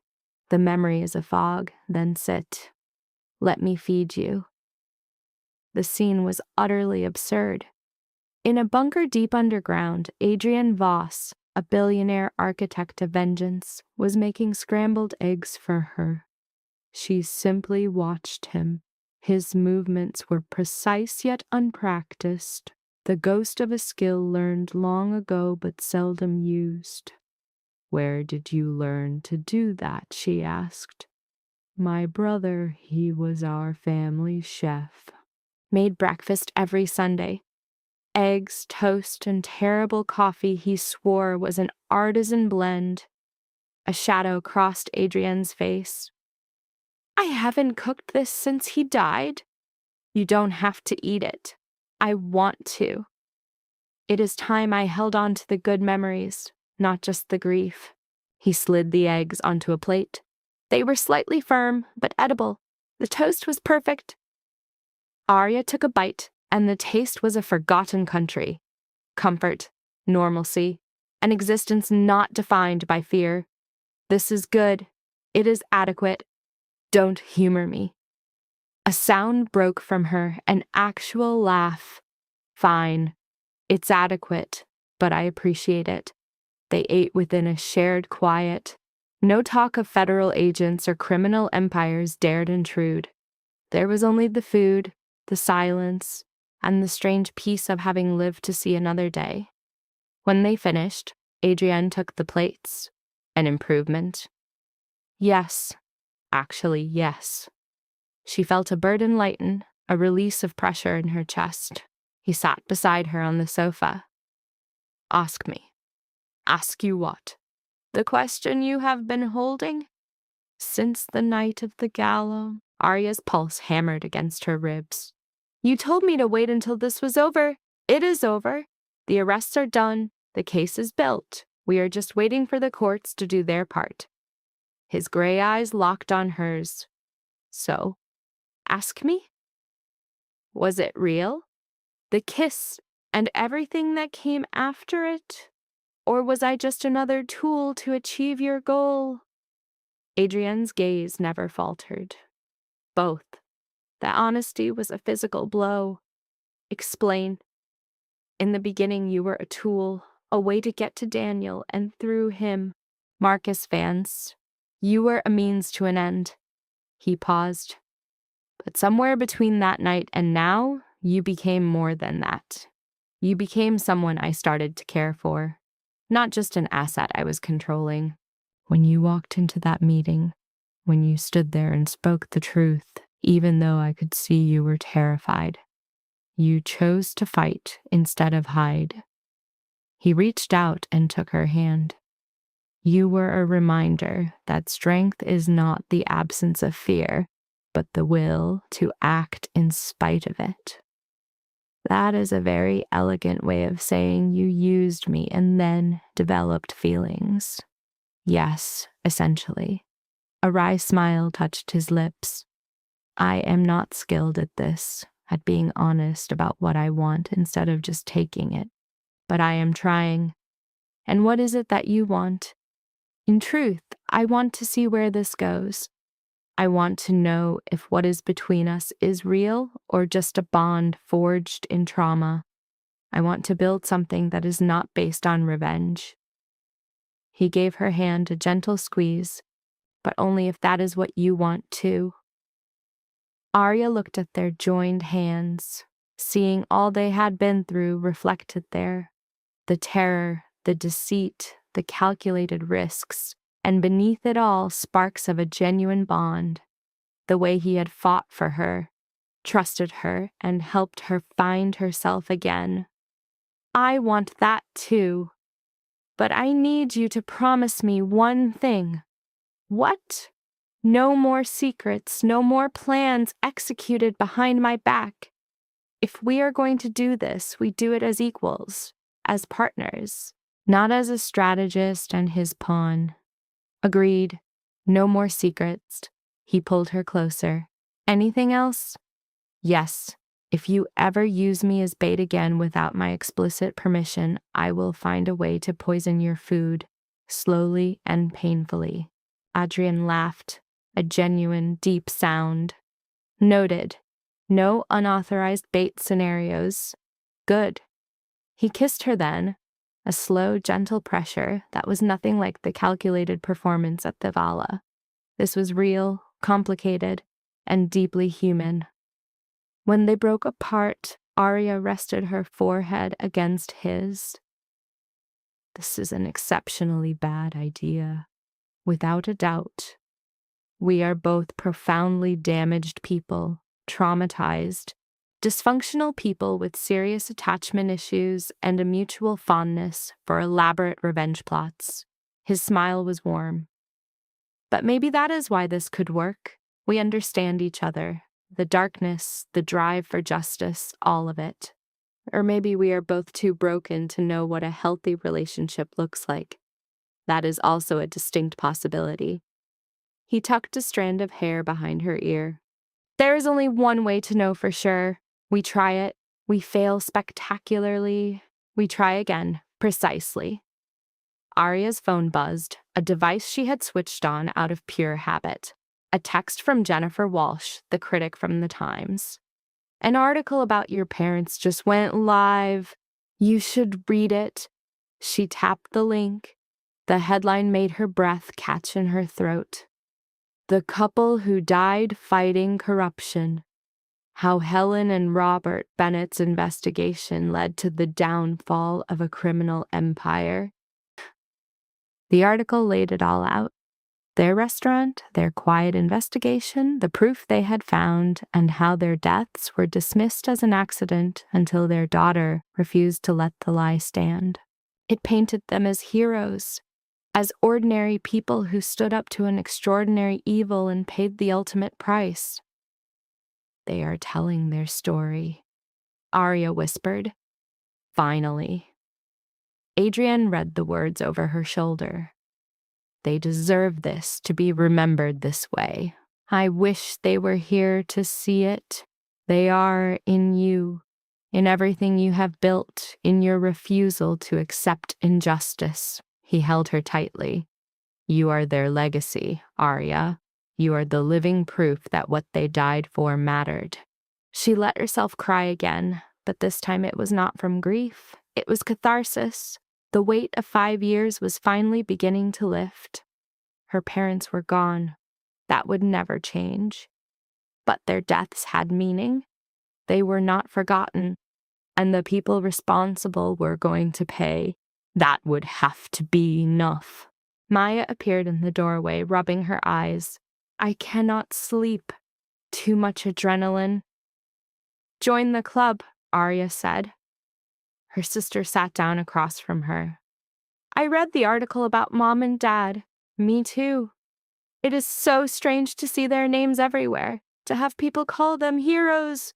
They were heroes. We were just too close to see it until now. Maya held up her phone, turning the screen toward Arya. People have started a memorial fund in their name to help other small business owners fight corruption. Arya stared at the donation page. In only 3 hours, it had passed $200,000. They are still having an impact. Yes, they are. Maya wiped at her eyes. I am so proud of them, and I am so proud of you for finishing their work. I could not have done it alone, but you did it. That is what matters. The 3 of them sat there together, survivors against impossible odds, people who had fought when it seemed hopeless, who had turned grief and fury into something meaningful. Adrian's phone buzzed. He checked the screen, then stood. The FBI just confirmed. All arraignments are set for tomorrow morning. Titan's leadership, Marcus Vance, Daniel, and every one of their associates. Full indictments, no plea deals offered. It is really happening. It is really happening. He looked at Arya. Do you want to be there for the arraignments? Will I have to testify? No. You would only be there to watch. A deep need burned in Arya to witness the perpetrators in chains, to see them brought low by the justice they had mocked. Her thoughts fixated on Daniel and the shadows who had ended her parents' lives. This need extended to every person who had acted as if they were above consequence. Her desire was simple, to be there when they fell. Adrian understood this compulsion, calling it a need for front row seats to justice. Maya gave the final blessing, invoking their parents' memory and making it a family's duty to see the tragedy through to its final act. And so, a unified purpose was forged in their shelter for the events of the next day, when the architects of their pain would at last be held to account. For the first time in 5 years, an emotion stirred in Arya that was not grief or rage. This new feeling was hope, a thing she regarded as dangerous, fragile, and utterly terrifying. Still, its presence was undeniable, tethered to the imminent court appearance of her parents' killers. The next phase of her life would involve reclaiming her family's legacy, followed by the daunting task of piecing together a future. This was not about burying the trauma, but learning to live with its scars. Survival was no longer a sufficient state of being. She now possessed the will to heal, a new faith in her own resilience. Upon their arrival, the courthouse was a chaotic sea of media, a wall of shouting and flashing lights. Adrian's security team formed a necessary shield, clearing a path through the storm. A somatic tremor ran through Maya, her grip on Arya's hand turning into a vice of pain. Are you ready for this? Adrian's voice was a low, steady anchor. Arya's eyes were fixed on the stone monolith before them, a monument to a justice she had abandoned 5 years ago. No, she breathed, but we are going in. As they moved through the human tide, questions struck them like stones. Miss Bennet, how does it feel to see your ex-fiancé arrested? Why, is it true you orchestrated this whole affair? Do you take responsibility for the deaths at Titan Security? That last one hit its mark. She stopped, turned, and pinned the reporter with a look. The only ones responsible for those deaths are the people who gave the orders. Her voice was level, almost hollow. I didn't cause this. I just refused to keep it buried. A gentle pressure from Adrian at her back urged her forward, silencing any further words. Inside, the courthouse air was thick and still, the cavernous architecture designed to make one feel small. Agent Chen stood waiting. Miss Bennett, Miss Maya, Mr. Voss, he acknowledged. The arraignments start in 20 minutes, courtroom 3. I've saved you seats. Arya asked if they would all be there. Everyone from Titan in custody, Chen confirmed. 16 defendants, Marcus Vance, Daniel Cross, and Thomas Reeves are among them. The last name was a blank. Who is Thomas Reeves? Titan's founder, Chen said quietly, the man who built the entire machine, and the one who personally signed off on your parents' termination. The name was a physical blow, giving shape to a ghost. For 5 years, the man who had ruined her life was a faceless horror. Now he was real, a target for a rage that had been gathering for half a decade. I have to see him, she stated. Chen's expression tightened. The defendants will be brought in one by one. You'll see them all at the hearing. No, she insisted. I need to be in a room with Thomas Reeves before then. He needs to know who I am. Miss Bennett, that is highly irregular. I don't care about procedure, she shot back. These people killed my parents, tried to kill me, and tore my world apart. I've earned the right to look them in the eye before a judge decides their fate. Adrian stepped in. Make it happen. 5 minutes. We'll be with her. No physical contact. Chen weighed his options, then nodded. 5 minutes, but you don't touch him, and you make no threats. And the moment his lawyer objects, it's over. Done. Chen guided them through a labyrinth of sterile hallways to a secure block of defendant holding cells, each door shadowed by an armed guard. He stopped at number 7. He's inside, cuffed. His counsel is present. Your 5 minutes start now. She pushed the heavy door open. Thomas Reeves was a man in his 60s with silver hair and an impeccably tailored suit, looking more like a chairman than a monster. This was a man who could order a death over lunch and not lose a moment's sleep. As they entered, his gaze met hers. It was cold, appraising, devoid of remorse or alarm, a purely clinical assessment. Arya Bennett, he said.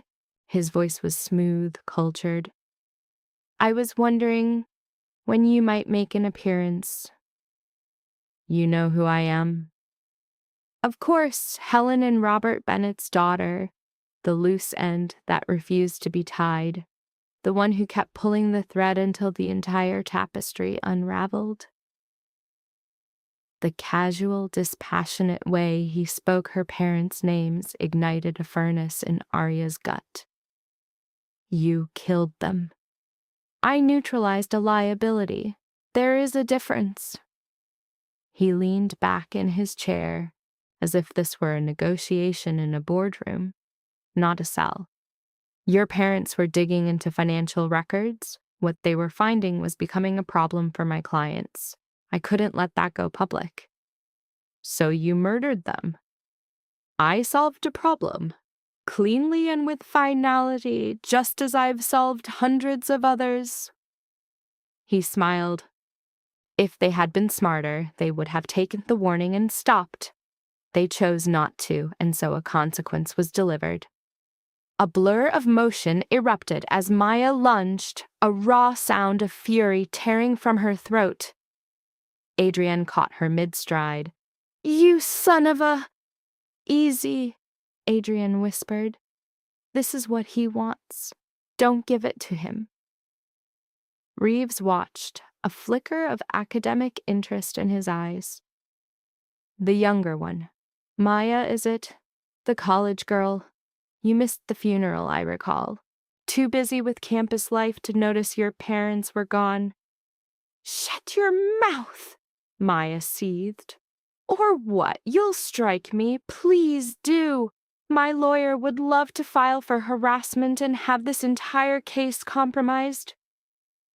Arya moved between them, a human shield, her own fury now a tightly controlled weapon. "You think you're smart," she said, her voice low. "You think you've won some game by twisting the rules, but you've already lost everything. Your network is shattered. Your money is gone. And in about 15 minutes, you're going to stand in a courtroom and hear charges that will put you away for the rest of your life." "Conjecture?" he replied. "Perhaps my lawyers will find a flaw in the prosecution's case. Perhaps crucial evidence will be deemed inadmissible. Perhaps I'll walk free. And all you'll have accomplished is painting a target on your own back." He leaned forward. "Even from a prison cell, Ms. Bennett, my reach is long. I have assets. I have people who owe me. You should remember that before you declare victory." "Is that a threat?" she asked. "It's a simple statement of fact. I built an empire over 40 years. Do you think a few indictments can tear it down? The organization remains. New faces, new names. And you—" That cold smile returned. "You are still just a chef who got lucky, a girl who stumbled into a world you could never possibly comprehend." Adrian stepped forward, his tone glacial. "Let me offer you another fact, Reeves. Everything in this room is being monitored. Every threat you make is being logged. Every word you just spoke is now evidence." He held up his phone, the screen displaying a recording in progress. "Thanks for the confession. I'm sure the DA will be thrilled." For the first time, Reeves's smile faltered just for a second. "That's inadmissible. An illegal recording." "Perfectly legal," Adrian countered. "You were read your rights and chose to waive them by speaking. Moreover, Miss Bennett is a victim in this investigation. Recording direct threats against her person isn't just legal, it's standard procedure." The lawyer at Reeves's side finally spoke. "This meeting is over. Say nothing else." But it was too late. Reeves had confirmed his guilt, the existence of his network, and his ongoing menace, all on tape. Arya looked at the man who ordered her parents' execution and felt nothing but a cold, surgical disdain. "You were right about one thing. I am just a chef. I don't understand your world of violence and corruption, of killing people for profit. But I understand one thing you don't." "And what might that be?" "That everyone pays eventually. Maybe not today, and maybe not how you expect, but the bill always comes due." She turned to leave. "Enjoy your cage, Mr. Reeves. I hope every single day is 1,000 hours long."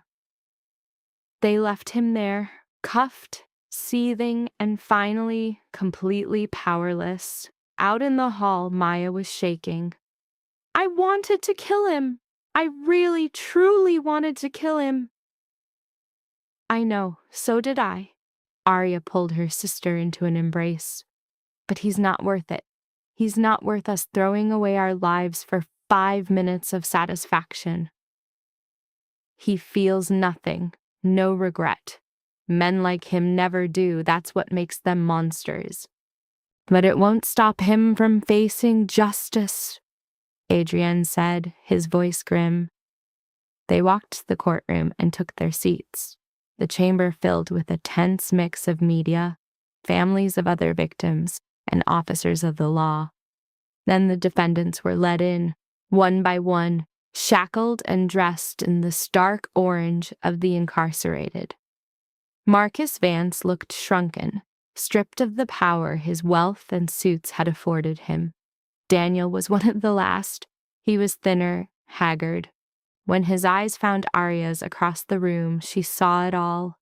The fear, the resentment, and the sickening, dawning realization of just how terribly he had chosen. Her gaze met his, a deliberate act to show him the hollow space where her fear used to be. She was not the broken thing he had cast aside, but the architect of his ruin, the one who had raised an empire for the truth.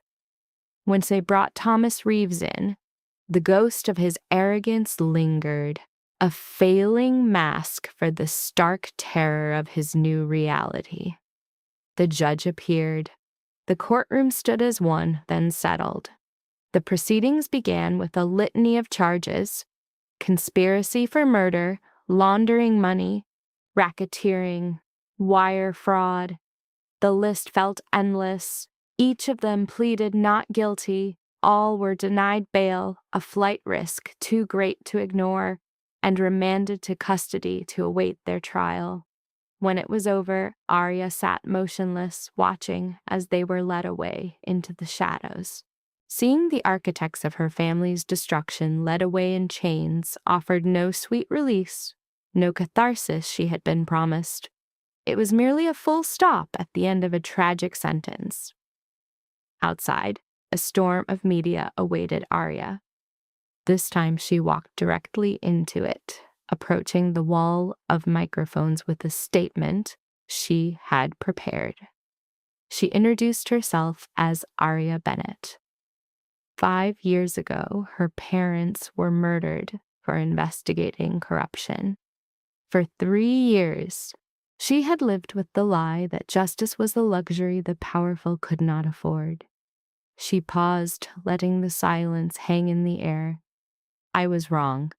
The people responsible for my parents' deaths are now in custody. She added that they faced charges that would mean a lifetime in prison, a victory won only because she refused to surrender. She ignored the reporters' chaotic questions, her voice cutting through the noise. To anyone who has lost someone to violence or corruption, do not give up. Keep fighting, keep demanding answers, because the truth will eventually claw its way to the surface. And when it does, the most formidable empires will turn to dust. She then stepped aside for Agent Chen and vanished from the crowd. Adrienne was waiting by the car, his expression a quiet confirmation of her powerful statement. She confirmed it was all true. Once inside, she said she needed to go to Ember to cook, an act of grounding herself. The kitchen was exactly as she remembered it. Her sous chef Sarah looked up, startled to see her there. I know, she said, but I had to be here. I needed to do something real. Arya slipped into her chef's whites, a familiar armor. What are we working on? She asked. We're running through the new tasting menu, trying to lock it down before the reopening. Perfect. Show me everything. For hours they worked, and Arya fell into the rhythm of the kitchen, the precise dance of the knife, the alchemy of ingredients transforming through heat and time. This was the peace she had fought for. Not the revenge, but the simple, sacred act of creation. The sun was setting when her sister Maya found her, noting she had been there for 6 hours. Arya looked up, surprised at how the time had vanished, lost in the sanctuary of her work. Don't be sorry, I'm just glad you're here, doing this instead of replaying today in your head. Maya tasted a sauce simmering on the stove, asking what it was. Miso caramel with black pepper for a pork dish. It was my grandmother's recipe, she explained, or my mother's version of it. She said her mom made it every Sunday, and that she hadn't dared to make it since they were killed. The memory was too sharp, a wound she couldn't touch. Stirring the dark, glossy liquid, she spoke of a shift she felt in the courtroom. They took my parents from me, but they couldn't take the memories, the recipes, the love she poured into every meal. Those things are still mine. Yes, Maya whispered. They are.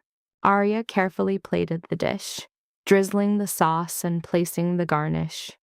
She handed a fork to Maya, urging her to try it. Her sister took a bite, her eyes closing as the flavor hit her. She said it tasted like home, like family, like the world before everything broke. That's what Ember's supposed to be, Arya said. Not just a restaurant, but a place that holds memories and love in the form of food. Adrian appeared then, his phone in hand. The reservation system crashed completely. After your statement at the courthouse, the demand for a table on opening night is just overwhelming. He showed her the screen. We're booked solid for the next 3 months, and we haven't even opened. Arya stared at the data. That's insane. He smiled. This is what winning looks like. People want to support you, to be a part of your story. He tasted the pork. And with food this good, they'll keep coming back long after the headlines fade. Sarah rushed over with other staff, interrupting. We need to talk about hiring. If we're this booked, we need more people everywhere. For the next 2 hours, they were immersed in logistics and planning. Arya felt a bone-deep exhaustion, but beneath it was a feeling she hadn't recognized in years. She felt truly alive, not just a ghost surviving day to day. Adrian drove her back to his apartment. The safe house was no longer necessary. The heads of the Titan organization were behind bars. The immediate threats were gone, but Arya had stayed at Adrian's penthouse. The space had become a sanctuary, familiar and safe, a place where she could finally breathe. Maya was there with takeout. I got Thai, hope that's okay. Perfect. Arya sank onto the sofa beside her, admitting she was too tired to even think about cooking again. They ate in a comfortable silence, a language only sisters understand. A soft chime came from Maya's phone. She read the message, and a slow smile spread across her face. The memorial fund just passed $500,000. It's going to fund grants for small business owners who need legal help against fraud. Our parents would have loved that. Yes, they really would have. Maya put her phone down, her gaze turning serious. How are you doing? After everything. I don't know, Arya confessed, picking at her noodles. Ask me in a year. Right now, I'm just trying to understand that it happened. The arrests, the hearing, the fact that we won. We did win, didn't we? I think so, but it doesn't feel the way I thought it would. It's not the closure or peace you see in movies. What does it feel like? It feels like I can finally breathe. Like this weight I've been carrying is gone. Like I can actually build a life now instead of just surviving one. She looked at her sister. Is that enough? Maya's eyes were soft. I think that's everything. Adrian appeared with a bottle of wine. To survival, justice, and to whatever comes next. They drank. The wine was exceptional, a quiet toast to victory and new beginnings. What about you? Arya asked Maya. What's your plan? I'll go back to Seattle, eventually, but I'm staying through the opening. I want to see you succeed. Maya grinned. Besides, having a celebrity chef for a sister has to be good for my social life. I'm not a celebrity. You're on the cover of 3 magazines this week. That's pretty much the definition of one. It was true. The media had latched onto her story. But Arya felt nothing about the fame or the recognition.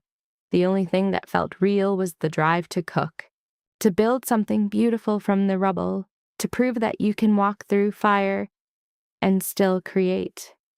The week before Ember's reopening was a blur of frenzied prep and media appearances that her publicist insisted on.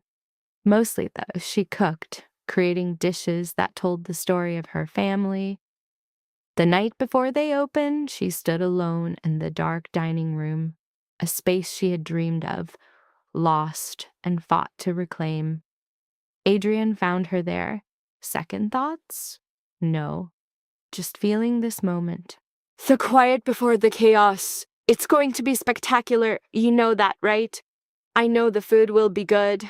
For everything else, she gave a slight shrug. We'll see.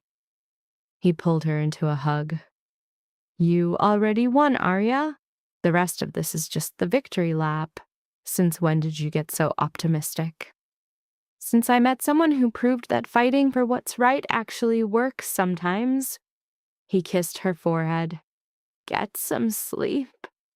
Tomorrow is a big day. But sleep wouldn't come. She lay awake for hours, her mind replaying the long, dark journey from grief to this moment. Around 3 a.m., she gave up and went to the kitchen, starting her prep work in the pre-dawn silence. Sarah found her there at 5. You couldn't sleep either, not a wink. Too much electricity in the air. Need a hand? Always. They moved together in the quiet kitchen as the sun began to rise, a silent ballet of preparation. By the time the rest of the staff arrived, every single thing was in its place, ready for the storm. At 5 p.m., the doors opened. The first to walk in was Jennifer Walsh from The Times, followed by critics from every major paper. The dining room filled with a low hum of anticipation. The first ticket printed, and Arya began to cook. She fell into a state of pure focus, a conductor commanding an orchestra of heat and steel, ensuring every plate was a testament to perfection. This was her purpose, not fighting monsters in the dark, but creating moments of beauty and connection through her craft.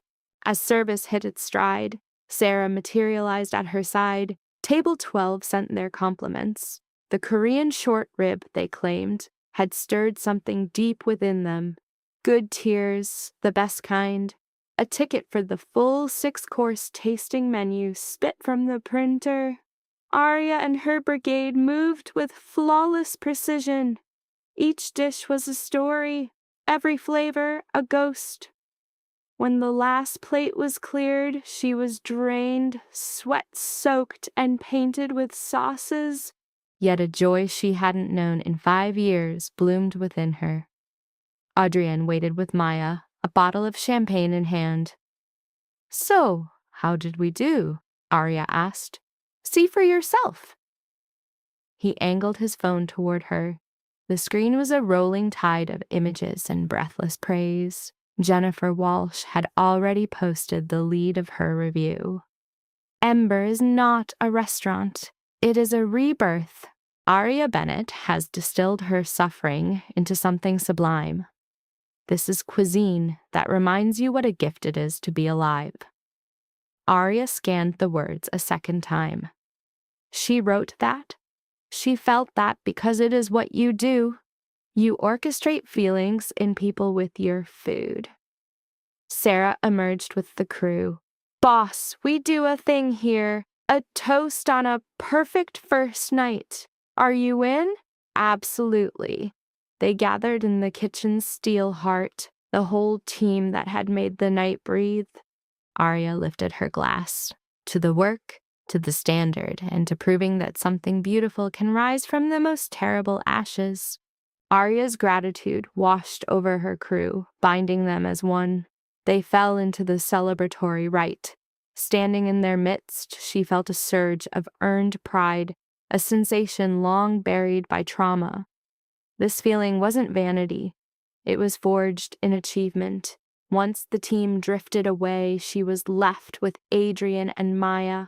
Maya shook her head, still awed by their triumph. Arya's soft rejoinder, "We," was a gentle chiding, a note that Maya's role was warming a bar stool.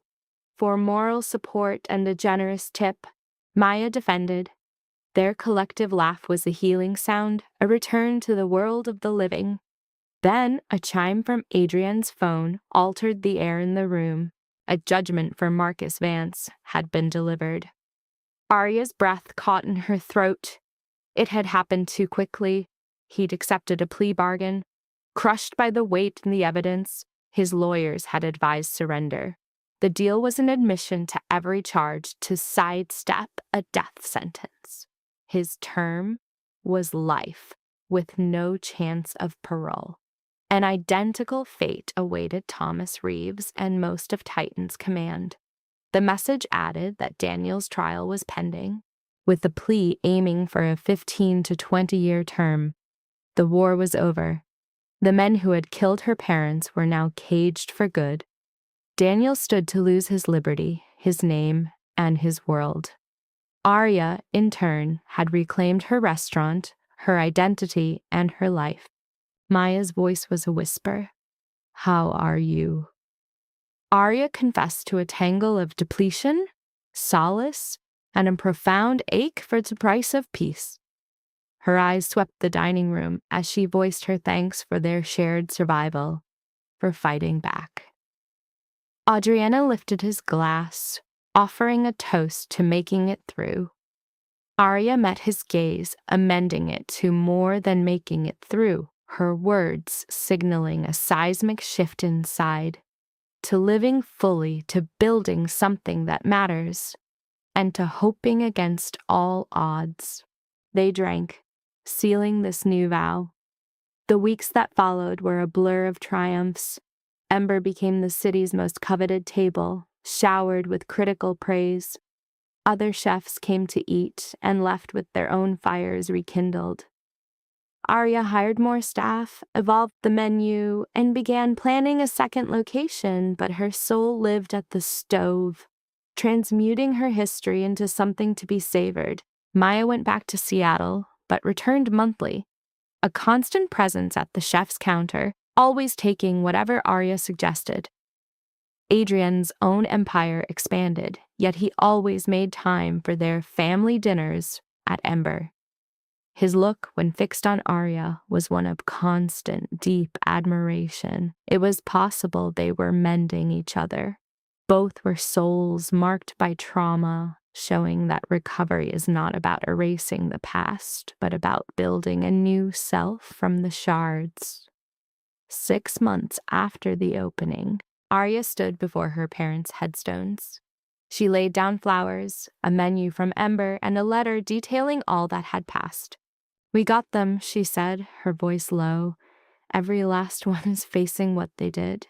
Your work began it all. The evidence you gathered made it all happen. Only the wind and the call of birds answered. I am steady now. I have my business, my people, and a partner who sees all my broken places." A smile touched her lips through her tears. "You would like Adrian. He is manipulative, calculating, and ruthless, but he has this strange and unique kindness. He helped me find the girl I was before all this." She set the menu on her mother's stone. "This is from your recipes, your hands, your love of food. Every plate I make is an echo of you. Your memory lives in every flavor. Every person who eats at Ember tastes a piece of your legacy." A hand on her shoulder announced Adrian's presence. He had waited for her at a respectful distance by the car. "Are you ready?" he asked. "Yes, I think I am." They walked to the car together. Arya looked back a final time. For 5 years, their deaths had defined her, a crushing weight on her soul. In that instant, a realization broke through. Their lives, not their deaths, were what shaped her.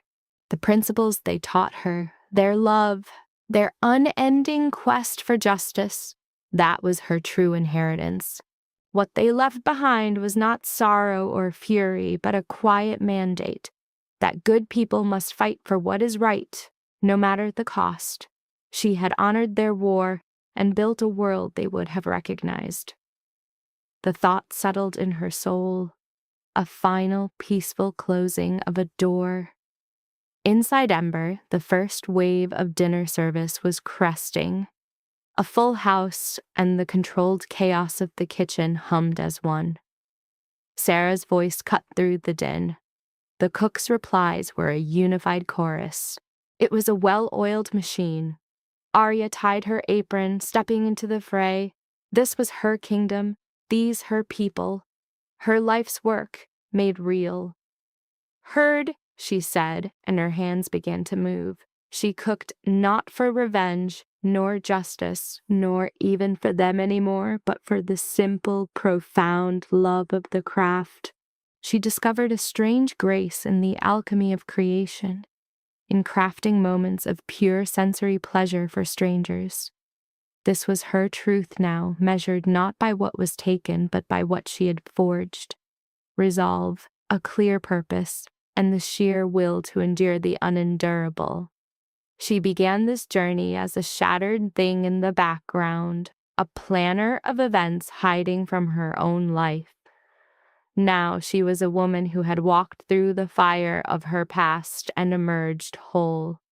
From the wreckage, she had built this new existence, proving that a soul's breaking is not an end, but a violent, beautiful beginning. Adrian materialized in the kitchen's doorway. He watched her work, his silence a vessel for his immense pride. In a moment of quiet, she walked toward him. "What is it?" "Nothing. Just admiring what you built." "Our creation," she corrected him. "We are partners, remember?" "Equal partners," he admitted. "Though this part is all yours, I just handle the numbers and logistics, the boring but essential side." He pulled her into his arms, ignoring the kitchen grime clinging to her. "I'm proud of you. I hope you realize that. You may have mentioned it. I will continue to mention it. Daily, if you will let me." She gave him a short, affectionate kiss. "Get out of my kitchen. I have to work." "Yes, chef," he answered with a grin, and vanished. Arya went back to her station, to the orderly world that made her feel complete. Every plate that left the kitchen was a vision of perfection. Every diner left changed in some small way. After the last table settled their bill, Sarah began the closing ritual. The crew cleaned and prepped for the following day. Arya stood at the center of it, taking a deep breath.